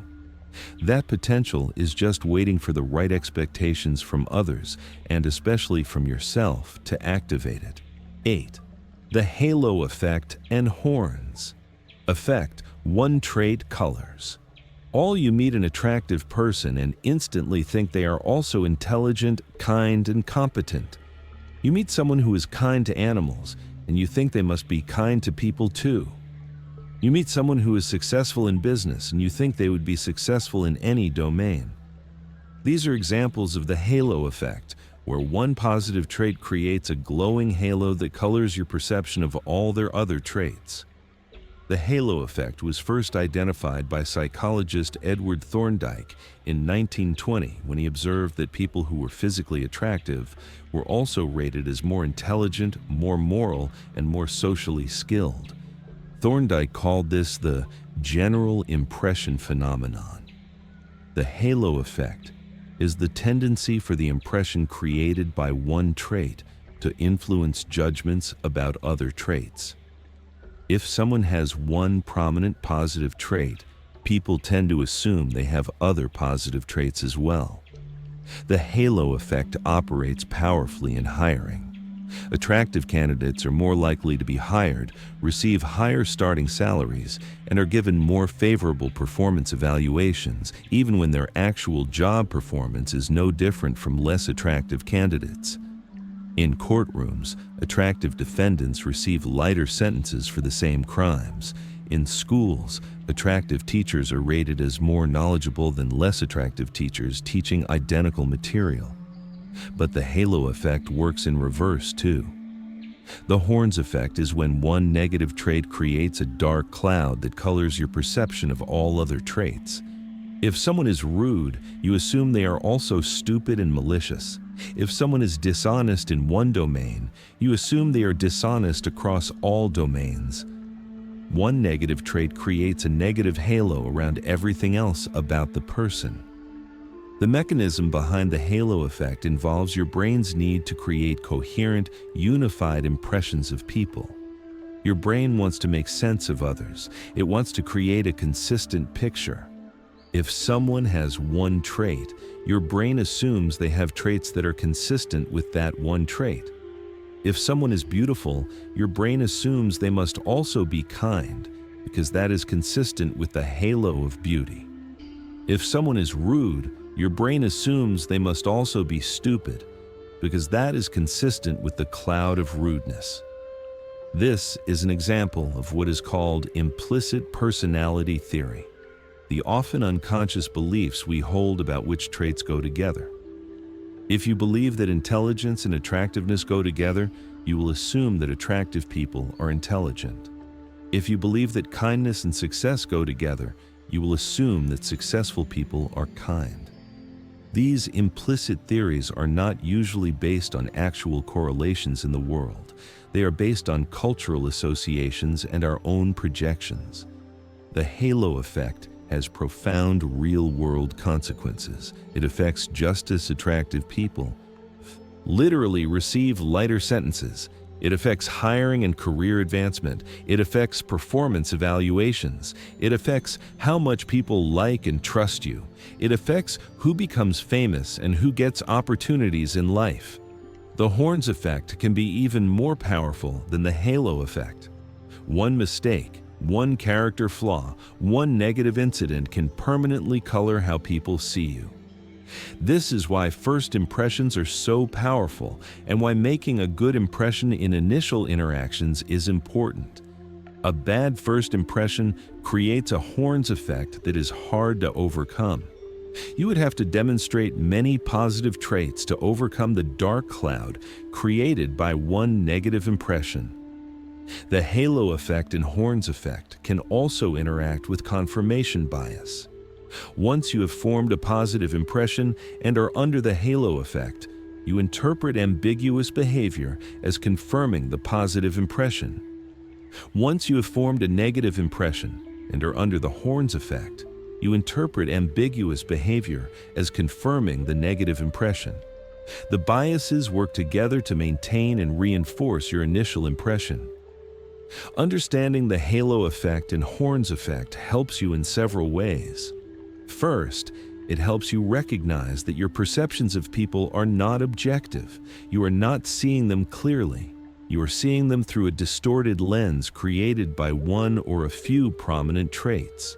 Second, it helps you question your initial impressions and seek out more information before making important judgments about someone. Third, it helps you understand that people are not as one-dimensional as the halo effect or horns effect makes them seem.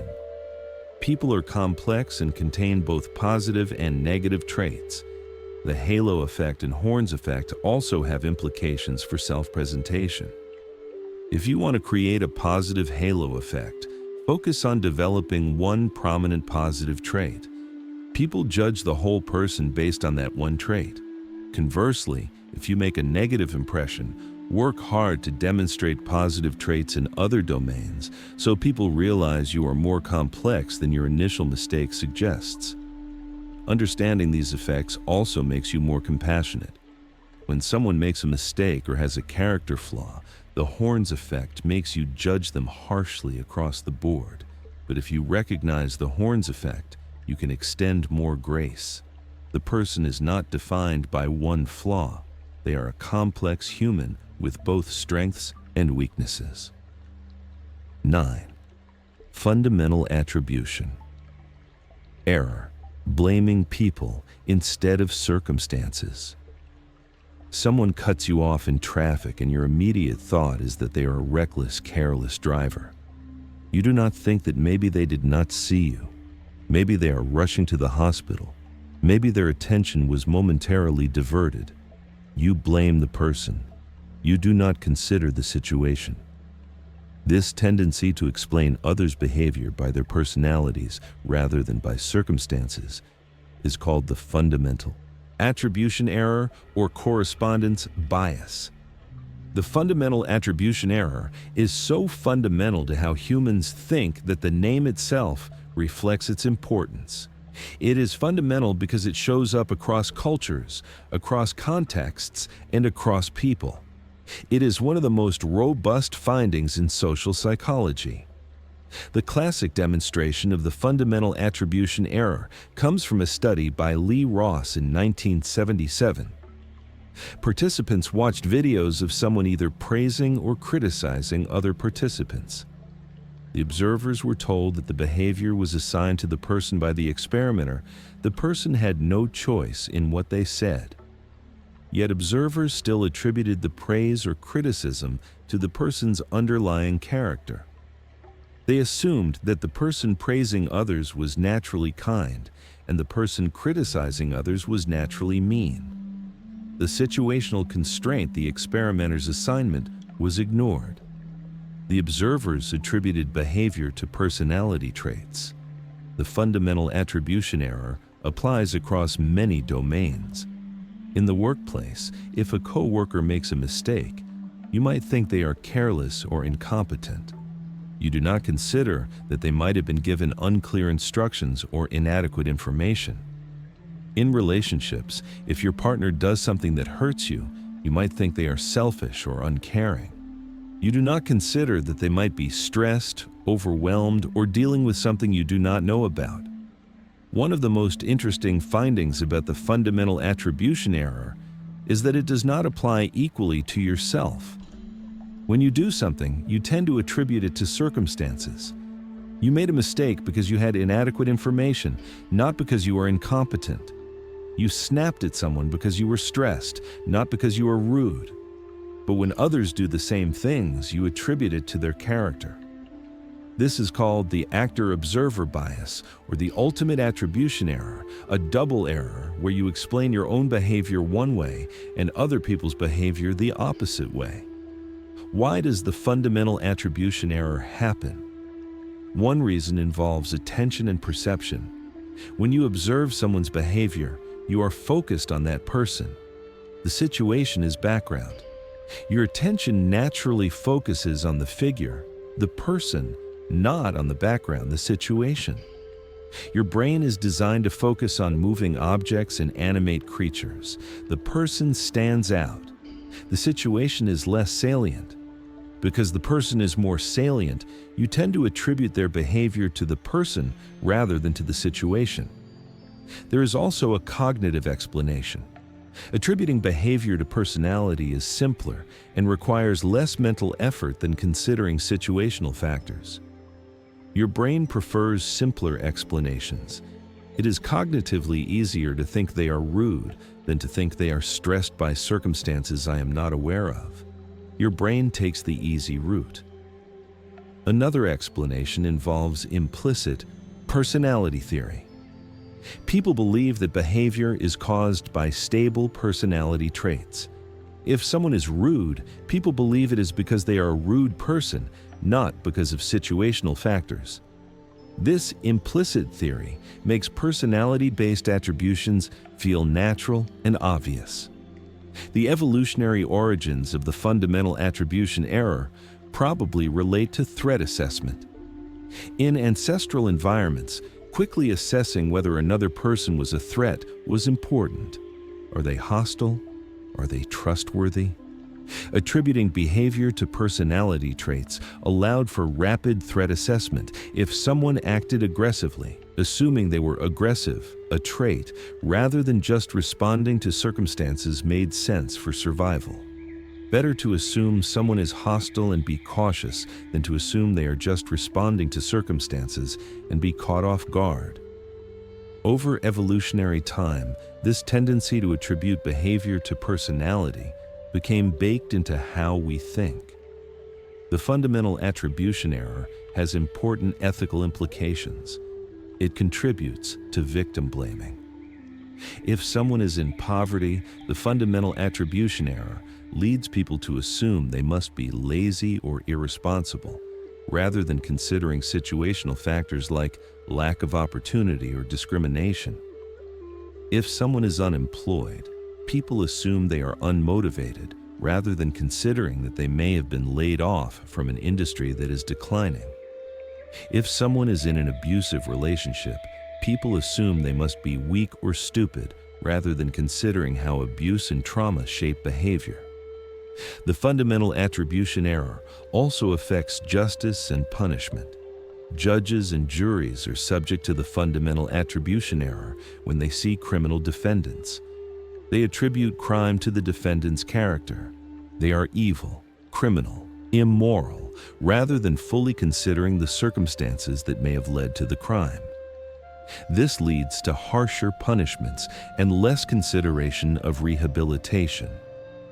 Understanding the fundamental attribution error can make you more compassionate and fair in your judgments of others. When someone acts in a way you judge negatively, pause and ask, what situational factors might be playing a role? What circumstances might be influencing their behavior? What do I not know about their situation? By considering situational factors, you can overcome the fundamental attribution error and develop a more accurate, fair, and compassionate understanding of why people do what they do. 10.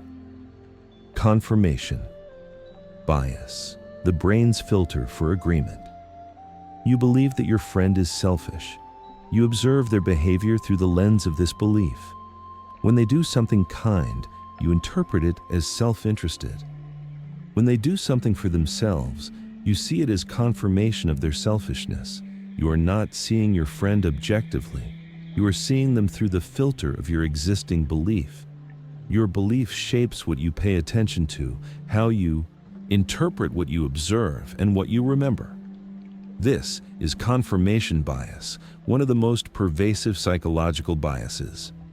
Confirmation bias is the tendency to seek out, interpret, favor, and recall information in a way that confirms your pre-existing beliefs. Once you believe something, your mind becomes a confirmation-seeking machine working to find evidence that supports that belief and to dismiss evidence against it. Confirmation bias was first scientifically studied by Peter Wason in 1960 in his selection task experiments. He asked participants to determine the rule governing a sequence of 3 numbers. Participants could generate their own sequences and be told whether they fit the rule. Most participants generated sequences that confirmed their current hypothesis rather than sequences that would test their hypothesis. They were seeking confirmation rather than truth. The mechanism behind confirmation bias involves multiple processes. First, there is attention bias, where you pay more attention to information that confirms your beliefs and less attention to information that contradicts them. Your friend does something kind and you barely notice it. Your friend does something selfish and you notice it vividly. The selfish action stands out because it confirms your belief. The kind action does not stand out because it contradicts your belief. Second, there is interpretation bias, where you interpret ambiguous information as confirming your beliefs. Your friend says something that could be interpreted multiple ways. You interpret it in the way that confirms your belief that they are selfish. A different interpretation would suggest they are not selfish, but you do not consider that interpretation. Third, there is memory bias, where you remember confirming instances better than disconfirming ones. Your friend did something kind, but over time you forget about it.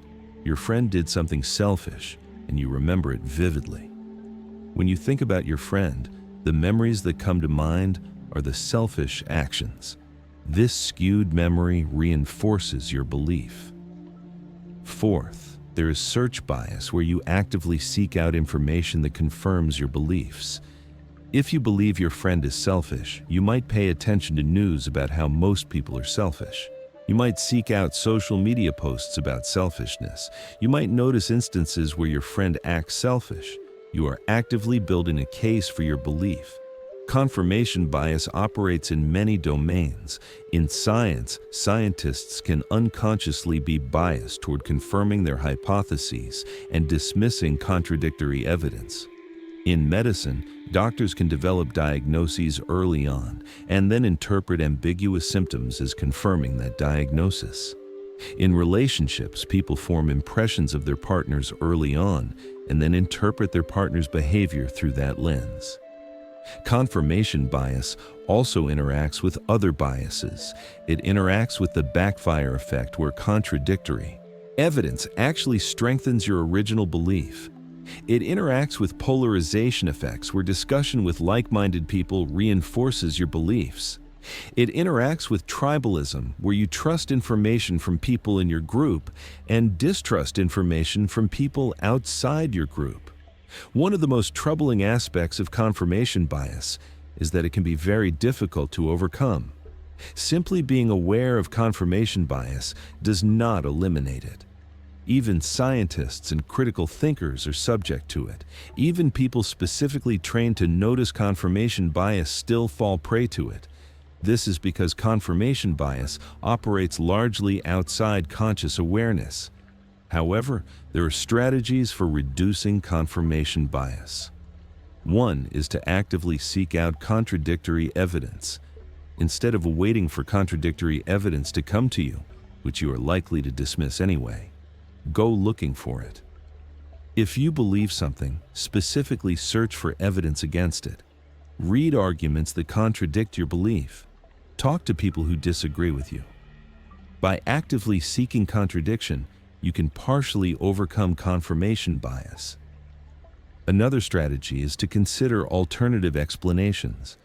When you observe something that seems to confirm your belief, ask yourself, what are other ways I could interpret this? What alternative explanations are there? By considering alternatives, you can overcome interpretation bias. Another strategy is to diversify your information sources. If you only read sources that confirm your beliefs, you will never encounter contradictory evidence. By reading sources that present different perspectives, you expose yourself to a broader range of information. This does not eliminate confirmation bias. You will still filter the information through confirmation bias, but it means you are filtering a broader range of information. Understanding confirmation bias is important because it shows that your perception is not objective reality. You are not seeing the world as it is. You are seeing a filtered version of the world that has been shaped by your beliefs. Your mind is working to maintain your beliefs, not to discover truth. This is true for everyone. Everyone is subject to confirmation bias. This recognition should breed humility. You should question your certainty about things. You should remain open to the possibility that you are wrong. You should actively seek out different perspectives. You should be willing to update your beliefs when presented with good evidence. And you should extend this same flexibility to others. When someone holds beliefs different from yours, consider that they might be operating under a different set of information, or they might be interpreting the world differently. Rather than assuming they are irrational or stupid, consider that they might be experiencing confirmation bias, just like you. 11. The Dunning-Kruger effect. Why the incompetent are most confident. Have you ever met someone who was extremely confident about something they clearly did not understand? Someone who spoke with certainty about topics they had only superficial knowledge of? Someone who seemed to lack the self-awareness to realize how little they actually knew? Conversely, have you ever been an expert at something and noticed that you were actually less confident about it than people who knew much less? You know how complicated the domain is. You know how much you do not know. People who know less do not have this awareness, so they are more confident. This pattern is the Dunning-Kruger effect, named after psychologists David Dunning and Justin Kruger, who first studied it scientifically in 1999.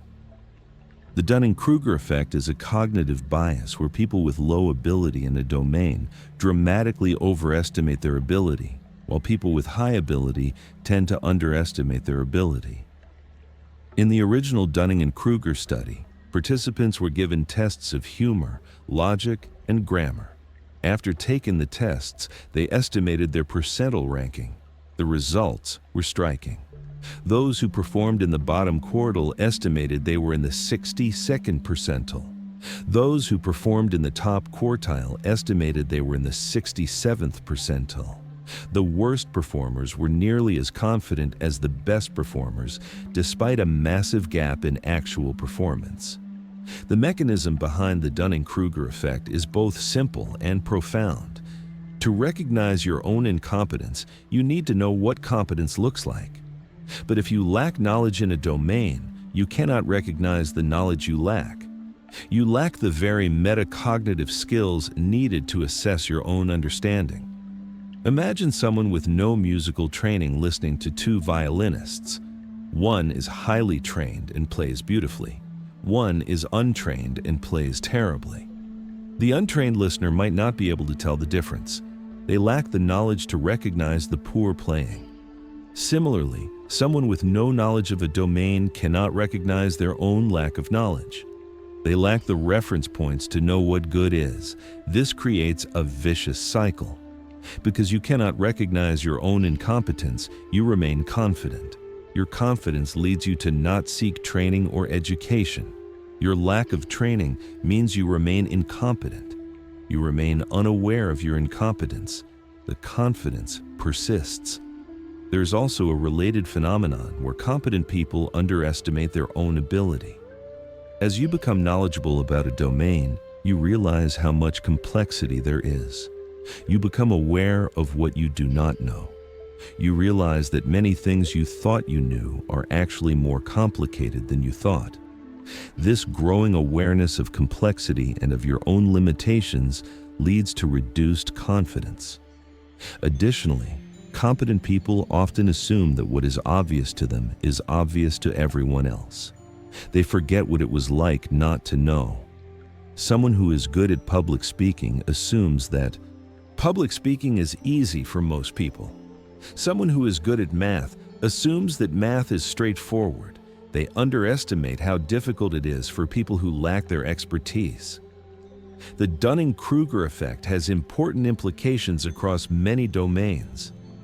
In education, it explains why students with poor grades are often more confident about their understanding than students with good grades. In the workplace, it explains why the least experienced employees are often the most confident and the most experienced employees are often the most cautious. In expertise domains, it explains why true experts are often humble, while charlatans are full of confidence. It also helps explain phenomena like the backfire effect and the persistence of misinformation. People with little knowledge are overconfident about their knowledge. When you present them with contradictory evidence, they do not accept it because they are already confident in their beliefs. The evidence does not change their mind because from their perspective, they already understand the topic well. Understanding the Dunning-Kruger effect should make you skeptical of confidence.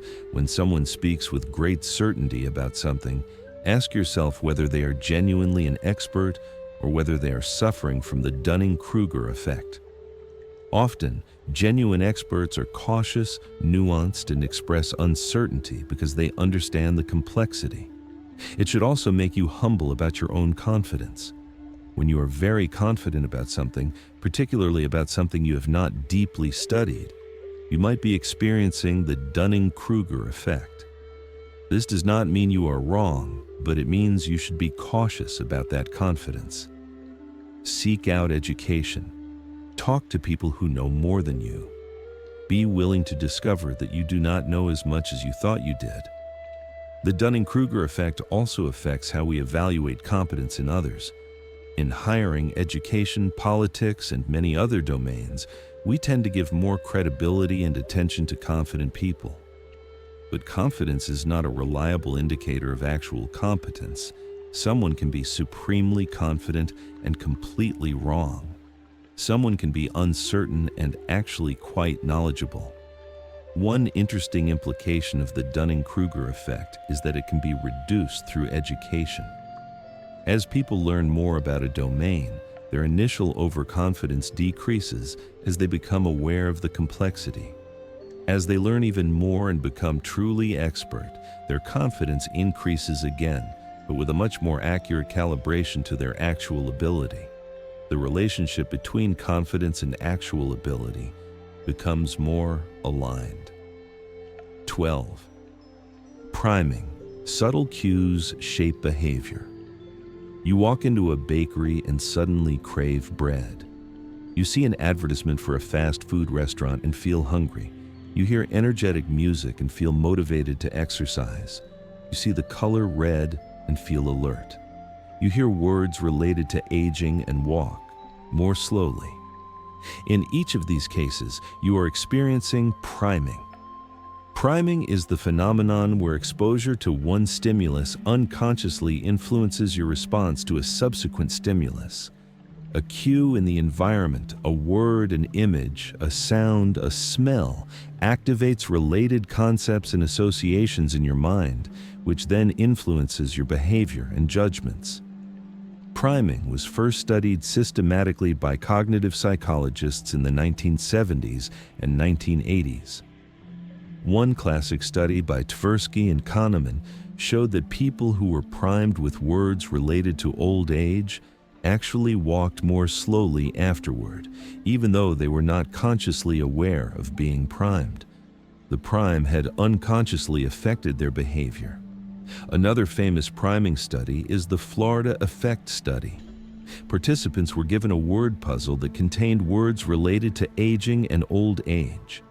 Afterward, without any apparent connection to the puzzle, they were asked to walk to another room to participate in another task. The researchers measured how fast they walked. Participants who had been primed with aging-related words walked more slowly than a control group. The prime had influenced their behavior without their awareness. The mechanism behind priming involves what is called spreading activation in semantic networks. Your brain contains networks of concepts and associations. When you encounter a concept, that concept is activated. Activation spreads through your brain to related concepts. If you see a picture of a lemon, concepts related to lemons, sour, yellow, citrus, become activated.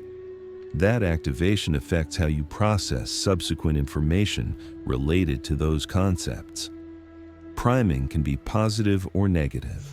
Positive priming, where you are primed with related, reinforcing concepts, can improve performance. If students are primed with words related to intelligence before taking an exam, they perform better.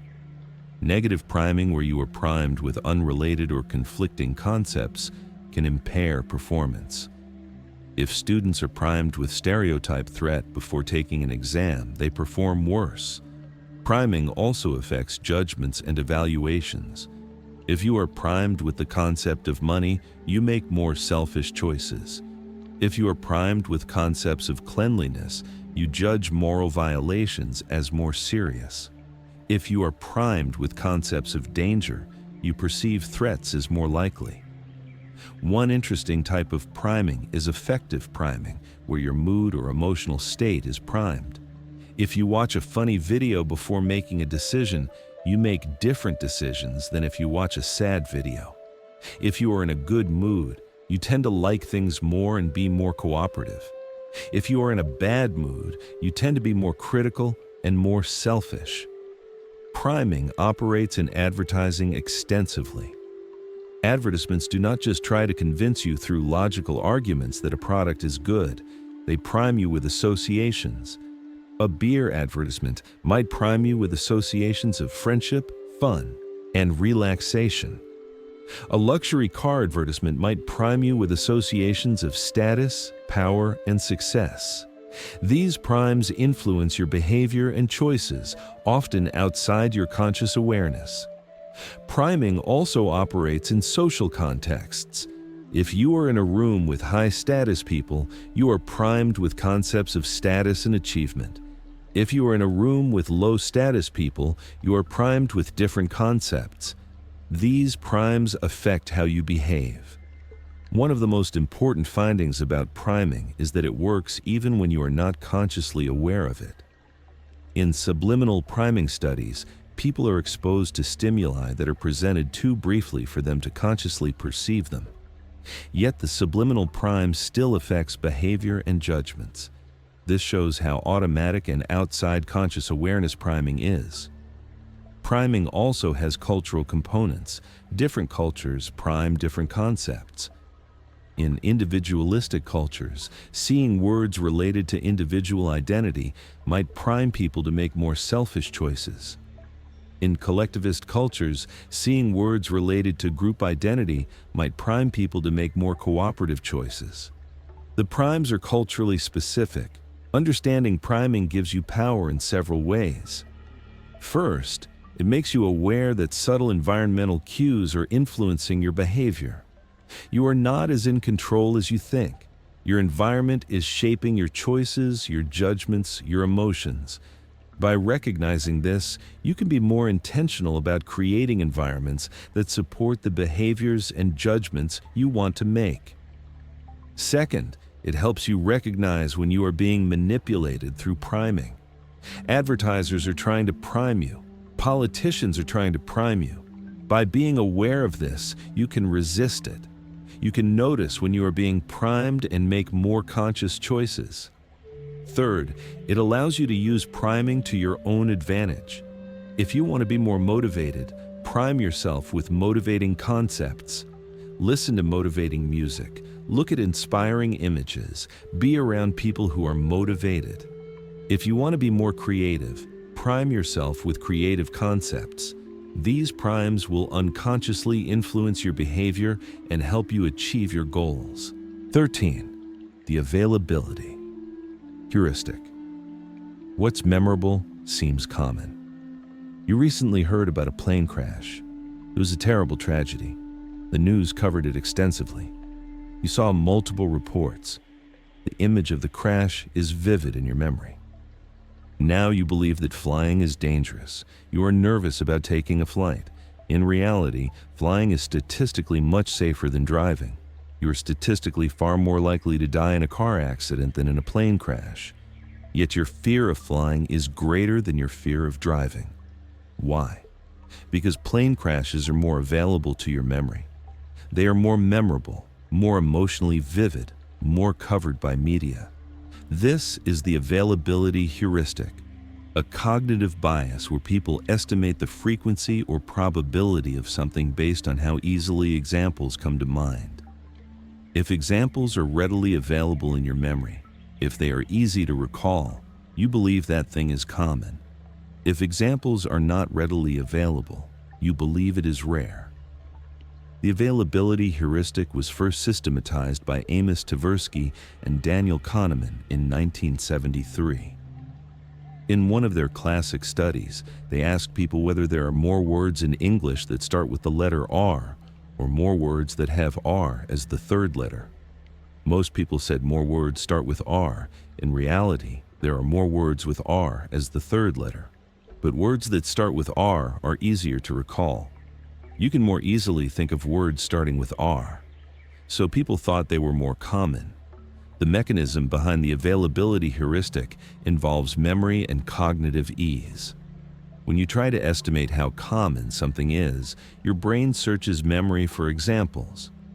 If examples come to mind easily, if they are readily available, your brain interprets that ease of retrieval as evidence that the thing is common. The ease of retrieval becomes a proxy for actual frequency. In many cases, the availability heuristic is accurate. Things that are actually common tend to be more available in memory. You've encountered more examples of common things, but the heuristic fails when availability is determined by factors other than actual frequency. News coverage determines availability. Emotional impact determines availability. Personal experience determines availability. But these are often uncorrelated with actual frequency. News outlets disproportionately cover unusual events. Plane crashes are news, car accidents are not. So through the availability heuristic, people overestimate the risk of plane crashes. Violent crimes are news. Most people are not victims of violent crime. So through the availability heuristic, people overestimate the risk of being victimized by violent crime. Rare diseases get media attention. Through the availability heuristic, people believe they are more common than they actually are. Personal experience also affects availability. If you know someone who had a heart attack, you might overestimate how common heart attacks are. If you know someone with diabetes, you might overestimate how common diabetes is. Your personal experience makes these conditions more available, so they seem more common. Social media affects availability by amplifying popular content. Certain topics, certain images, certain stories spread through social media and become highly available. Through the availability heuristic, people believe these topics are more important, more prevalent, more serious than they actually are. Social media algorithms deliberately maximize engagement, which means they show you content that is emotionally engaging, often negative, often unusual. This skews your perception of the world toward overestimating the frequency of negative, unusual events. The availability heuristic also affects how people perceive risks. A person might overestimate their risk of being murdered because murders are covered extensively by media. A person might underestimate their risk of dying from a medical condition because it is not covered by media. A person might overestimate their risk of a terrorist attack because terrorism gets extensive media coverage. A person might underestimate their risk of a car accident because car accidents are so common they are not news. The availability heuristic also affects how people perceive social trends. If you keep seeing news stories about a particular issue, you believe that issue is growing. If you see stories about inflation or recession, you believe the economy is getting worse, even if economic indicators suggest otherwise. The availability of stories affects your perception of reality. Understanding the availability heuristic can help you make better decisions and form more accurate beliefs. When you're trying to estimate how common something is, do not rely on how easily examples come to mind. Instead, seek out actual statistical data. How many people actually experience this? What does the research say about the frequency? By relying on data rather than availability, you can overcome the heuristic. It also helps you recognize when you are being influenced by media coverage. Just because something is getting extensive media coverage does not mean it is the most important issue. Just because you see many stories about a particular topic does not mean the topic is affecting most people. By recognizing the availability heuristic, you can maintain perspective about what is actually important and what is actually affecting you and society. The availability heuristic also affects interpersonal perception. If you remember negative experiences with someone, those experiences are more available. You believe the person is more negative than they actually are. If you remember positive experiences, those are more available. You believe the person is more positive than they actually are. By recognizing the availability heuristic, you can seek out a more balanced view of people. 14. The illusion of control. Believing you influence what's actually random you are about. To roll dice. You have a special technique. You roll gently when you want low numbers and hard when you want high numbers. Does this technique actually affect the outcome of the dice? No. The outcome is determined by physics and chance. Your technique has no effect. Yet people often believe they have some influence over random events. This is the illusion of control. The illusion of control is the cognitive bias where people overestimate their ability to control or influence outcomes that are actually determined by chance. People believe they can influence uncontrollable events. They believe their actions matter when those actions have no actual effect. The illusion of control was first studied systematically by Ellen Langer in 1975. She had subjects bet on cards being drawn from a shuffled deck. Some subjects were in a high choice condition where they selected their card themselves. Others were in a low choice condition where the researcher selected their card for them. Then, subjects were asked how much money they would wager on their card being drawn. Subjects who had selected their own card wagered significantly more money. In reality, their choice of card had no effect on the probability of that card being drawn. Yet the illusion of choice had increased their sense of control and their willingness to bet. The illusion of control appears in many contexts. People perform superstitious rituals before important events wearing lucky clothes, performing lucky actions as if these rituals have some effect on the outcome. A basketball player shoots free throws the same way every time, as if the ritual affects whether the shot goes in. A student wears lucky socks to an exam, as if the socks affect test performance. In each case, the person believes they have some control over an outcome that is actually determined by chance or by factors beyond their control. The illusion of control is particularly strong in situations of high personal involvement. When something matters to you, when the outcome affects you personally, your sense of control increases even though the actual control does not. When the stakes are high, people are more likely to believe they have influence. The illusion of control also increases with active participation. When you take an action, even if that action has no effect on the outcome, you feel like you have more control. The action creates the illusion of control.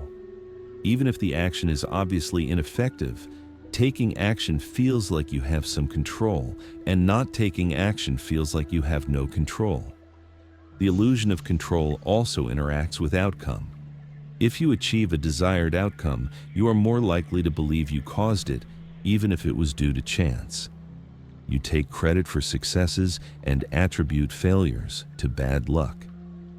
Over time, this creates a distorted sense of how much control you actually have. The illusion of control has evolutionary roots. In ancestral environments, the people who believed they had some control over their fate and that their actions mattered probably persisted longer than people who believed they had no control. A sense of agency and control, even if partially illusory, might have motivated action and effort in ways that improved survival prospects. However, the illusion of control can be problematic. It can lead people to waste money on superstitions. It can lead to gambling addiction where people believe they can influence the outcome of games determined by chance. It can lead to overconfidence where people believe they can control events beyond their actual control. It can lead to self-blame when outcomes are actually due to chance or circumstance beyond control. The illusion of control is also related to belief in luck. Some people believe in good luck and bad luck, believing that luck is a force that affects their life. Others believe they create their own luck through action and effort. The reality is that some things are influenced by skill and effort, but many things are influenced by chance. The illusion of control leads people to overestimate how much of their life is influenced by skill and effort and underestimate how much is influenced by chance. Understanding the illusion of control can help you distinguish between what you actually control and what you do not. You control your effort, your choices, your attention, your behavior. You do not control other people's behavior, random events, luck, or outcomes that depend on multiple factors beyond your control. By recognizing what you actually control, you can focus your effort on the things you can influence and accept the things you cannot. It also helps you reduce superstition and magical thinking. While superstitions can be harmless or even beneficial if they increase confidence and motivation, relying on superstitions for actual control is a mistake. Your lucky socks are not causing you to pass an exam. Your studying and preparation are causing you to pass an exam. The illusion of control can also affect risk-taking and decision-making. If you believe you have more control than you actually do, you might take more risks than are wise. You might believe you can control the outcome of a risky decision when actually the outcome is more uncertain than you think. By recognizing the illusion of control, you can make more realistic assessments of risk. 15. The ostrich effect, ignoring unpleasant information. You know you should get a medical checkup, but you avoid scheduling one. You know your car probably needs maintenance, but you ignore the warning light. You know you are spending too much money, but you avoid looking at your credit card bill. You know there is a difficult conversation you need to have with your partner, but you put it off. In each case, you are experiencing the ostrich effect. The ostrich effect is a psychological bias where people avoid or ignore information about negative situations or outcomes. The name comes from the myth that ostriches bury their heads in sand when threatened, though ostriches do not actually do this. But humans do engage in a kind of psychological head burying where they avoid information about threats. The ostrich effect is driven by a desire to avoid negative emotions. Unpleasant information triggers negative emotions like anxiety, fear, or guilt. To avoid those emotions, people avoid seeking or confronting the information. If you do not know that your relationship is in trouble, you do not have to feel the fear and anxiety that comes with that knowledge. If you do not look at your financial situation, you do not have to feel the guilt or anxiety about your spending. The ostrich effect was first studied systematically by behavioral economists in the context of financial decisions. Investors often avoid checking their investment portfolios when markets are declining, because checking would trigger anxiety. By avoiding the information, they avoid the negative emotion, even though avoiding the information does not change the reality of their investments declining. The ostrich effect also applies to health. People delay getting medical checkups because they fear what they might find out. If you have symptoms that might indicate a serious illness, you might avoid going to the doctor because you do not want to know. By not knowing, you can avoid the anxiety and fear, at least temporarily. The ostrich effect also applies to work and productivity. If you are behind on an important project, you might avoid thinking about it, avoid working on it, or avoid checking on progress. By not confronting the situation, you avoid the anxiety it triggers, even though avoiding it makes the situation worse. The ostrich effect also affects relationships. If you suspect your partner is unhappy, or if there are problems in your relationship, you might avoid discussing it or thinking about it. By not addressing it, you avoid the difficult conversation and the emotional discomfort it would trigger, even though avoiding it often makes the relationship worse. The mechanism behind the ostrich effect involves emotion regulation. Your brain is trying to protect you from negative emotions. By avoiding information that would trigger negative emotions, it believes it is protecting you. But this protection is often counterproductive. By avoiding information about real problems, you give those problems time to grow and worsen. The ostrich effect is related to several other biases and psychological phenomena. It is related to denial, where people actively reject information that contradicts their desired view. It is related to avoidance, where people actively avoid situations or information that trigger negative emotions. It is related to temporal discounting, where future negative consequences are discounted in favor of present comfort. The ostrich effect can have serious negative consequences. Medical problems can worsen if ignored. Financial problems can become more severe if not addressed. Relationship problems can become unfixable if not addressed. By avoiding information in the short term, people often create bigger problems in the long term. Understanding the ostrich effect is important because it shows how emotion regulation can drive behavior in counterproductive ways. Your brain is trying to protect you from negative emotions, but in doing so, it is often making things worse. One way to overcome the ostrich effect is to recognize it happening and consciously choose to confront the avoided information.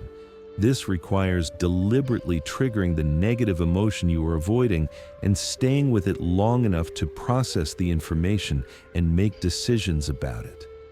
This is difficult, but important. Another way to overcome the ostrich effect is to create accountability structures or reminders that prompt you to address the avoided issues. A doctor's appointment reminder can prompt you to go get that checkup you have been avoiding. A scheduled conversation with your partner can prompt you to address relationship issues. By creating structures that prompt you to address avoided issues, you can overcome the ostrich effect. It also helps to reframe the situation. Instead of viewing confronting unpleasant information as something that will make you feel bad, view it as something that will help you solve a problem or avoid a bigger problem. Instead of seeing the checkup as something that might reveal bad news, see it as something that could catch a problem early and allow treatment. By reframing, you can sometimes overcome the emotional resistance to confronting avoided information. 16. False consensus. Effect: thinking most people agree with you. You believe that most people share your political views. You believe that most people agree with your choice of how to spend your time. You believe that most people would make the same decision you make in a given situation. But the truth is that people are much more diverse in their beliefs, values, and choices than you think. You are experiencing the false consensus effect. The false consensus effect is the tendency to overestimate the extent to which other people agree with you, hold the same beliefs as you, and would behave the way you would behave. We see our own beliefs and preferences as more common, more normal, more representative of society than they actually are. The false consensus effect was first documented by Lee Ross and Constance Ward in their classic study in 1995. They showed college students two options for resolving a social dilemma and asked which they would choose. Participants who chose option A estimated that 71% of other students would choose option A. Participants who chose option B estimated that 65% of other students would choose option B. The two groups could not both be right, yet each group was convinced that most people agreed with them. The researchers had asked students to accurately estimate what percentage of peers would choose option A. The actual percentage was about 55%. Those who chose A overestimated consensus for their choice. Those who chose B overestimated consensus for their choice. The false consensus effect appears in every domain: political beliefs, religious beliefs, preferences for music or food or entertainment, values and ethics, spending habits, leisure activities. We all believe that our choices and beliefs are more widely shared than they actually are. The mechanism behind the false consensus effect involves several processes. First, there is exposure bias. You spend more time with people who are similar to you, who share your beliefs and preferences. Your social network is not a representative sample of humanity. It is skewed toward people like you. So you get repeated exposure to people who agree with you and less exposure to people who disagree. This creates the false sense that you are in the majority.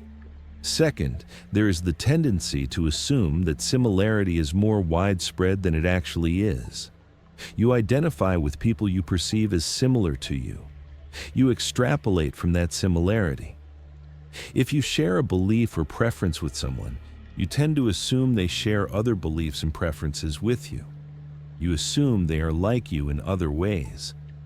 This overestimation of similarity extends to your perception of the general population. Third, there is our tendency to use ourselves as a reference point.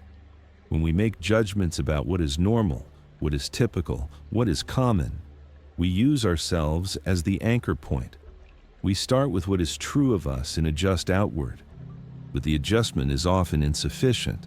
We end up thinking others are more similar to us than they actually are. The false consensus effect is related to but distinct from the false uniqueness effect. The false uniqueness effect is where people believe their negative characteristics are more common than they actually are, while believing that their positive characteristics are rarer than they actually are. You think everyone has your flaws, but you are the only one with your strengths. The false consensus effect has important social implications. It contributes to polarization. Each group believes that they are the reasonable center and that the other side is a fringe outlier. This feeling that you are in the mainstream and others are extreme makes productive dialogue difficult. How do you negotiate with people who you believe are clearly in the minority and clearly do not represent normal human thought? The false consensus effect also affects how people evaluate evidence. If you believe that most people share your view of the world, then evidence that contradicts your view seems to challenge not just your personal beliefs, but the consensus of normal people. This makes disagreement feel more threatening. The false consensus effect also contributes to polarization through echo chambers and filter bubbles. Social media algorithms show you content similar to what you have engaged with before. Over time, your feed becomes filled with people and content that agrees with you. Your sense of consensus is reinforced, even though you are in a filter bubble, seeing a biased sample of opinion. Understanding the false consensus effect is important, because it suggests that the world is more diverse in its beliefs and preferences than most people assume. That person who seems so different, so wrong, so outlier in their views, may actually be part of a much larger group than you realize. There may be millions of people who share their perspective. Your sense of what is mainstream is distorted by your social network. It also suggests that we should not trust our gut sense of consensus. We should actually look at data about what people believe and prefer. Surveys and polls can give you more accurate information about actual consensus than your gut sense. It suggests that we should actively seek out people with different views. We should intentionally expand our social networks beyond the bubble of similarity we naturally gravitate toward. By doing so, we can get a more accurate sense of the diversity of human belief and preference. The false consensus effect also has implications for understanding ourselves. We often assume that our way of being, our values, our choices are the normal way. Other people who are different seem abnormal. But recognizing the false consensus effect reminds us that our way is just one way among many. Other people's ways are equally valid. 17. Pluralistic ignorance. Doing what you think others want. You are in a class and the professor asks if anyone has questions. No one raises their hand. The professor seems to assume everyone understands. But you do not understand. You did not raise your hand because no one else raised their hand. You assumed that if others understood, then you should too. But likely, other students also did not understand and did not raise their hands for the same reason, because they thought others understood. This is pluralistic ignorance, a psychological phenomenon where people misjudge group norms and suppress their own beliefs, opinions, or actions because they assume others in the group do not share them.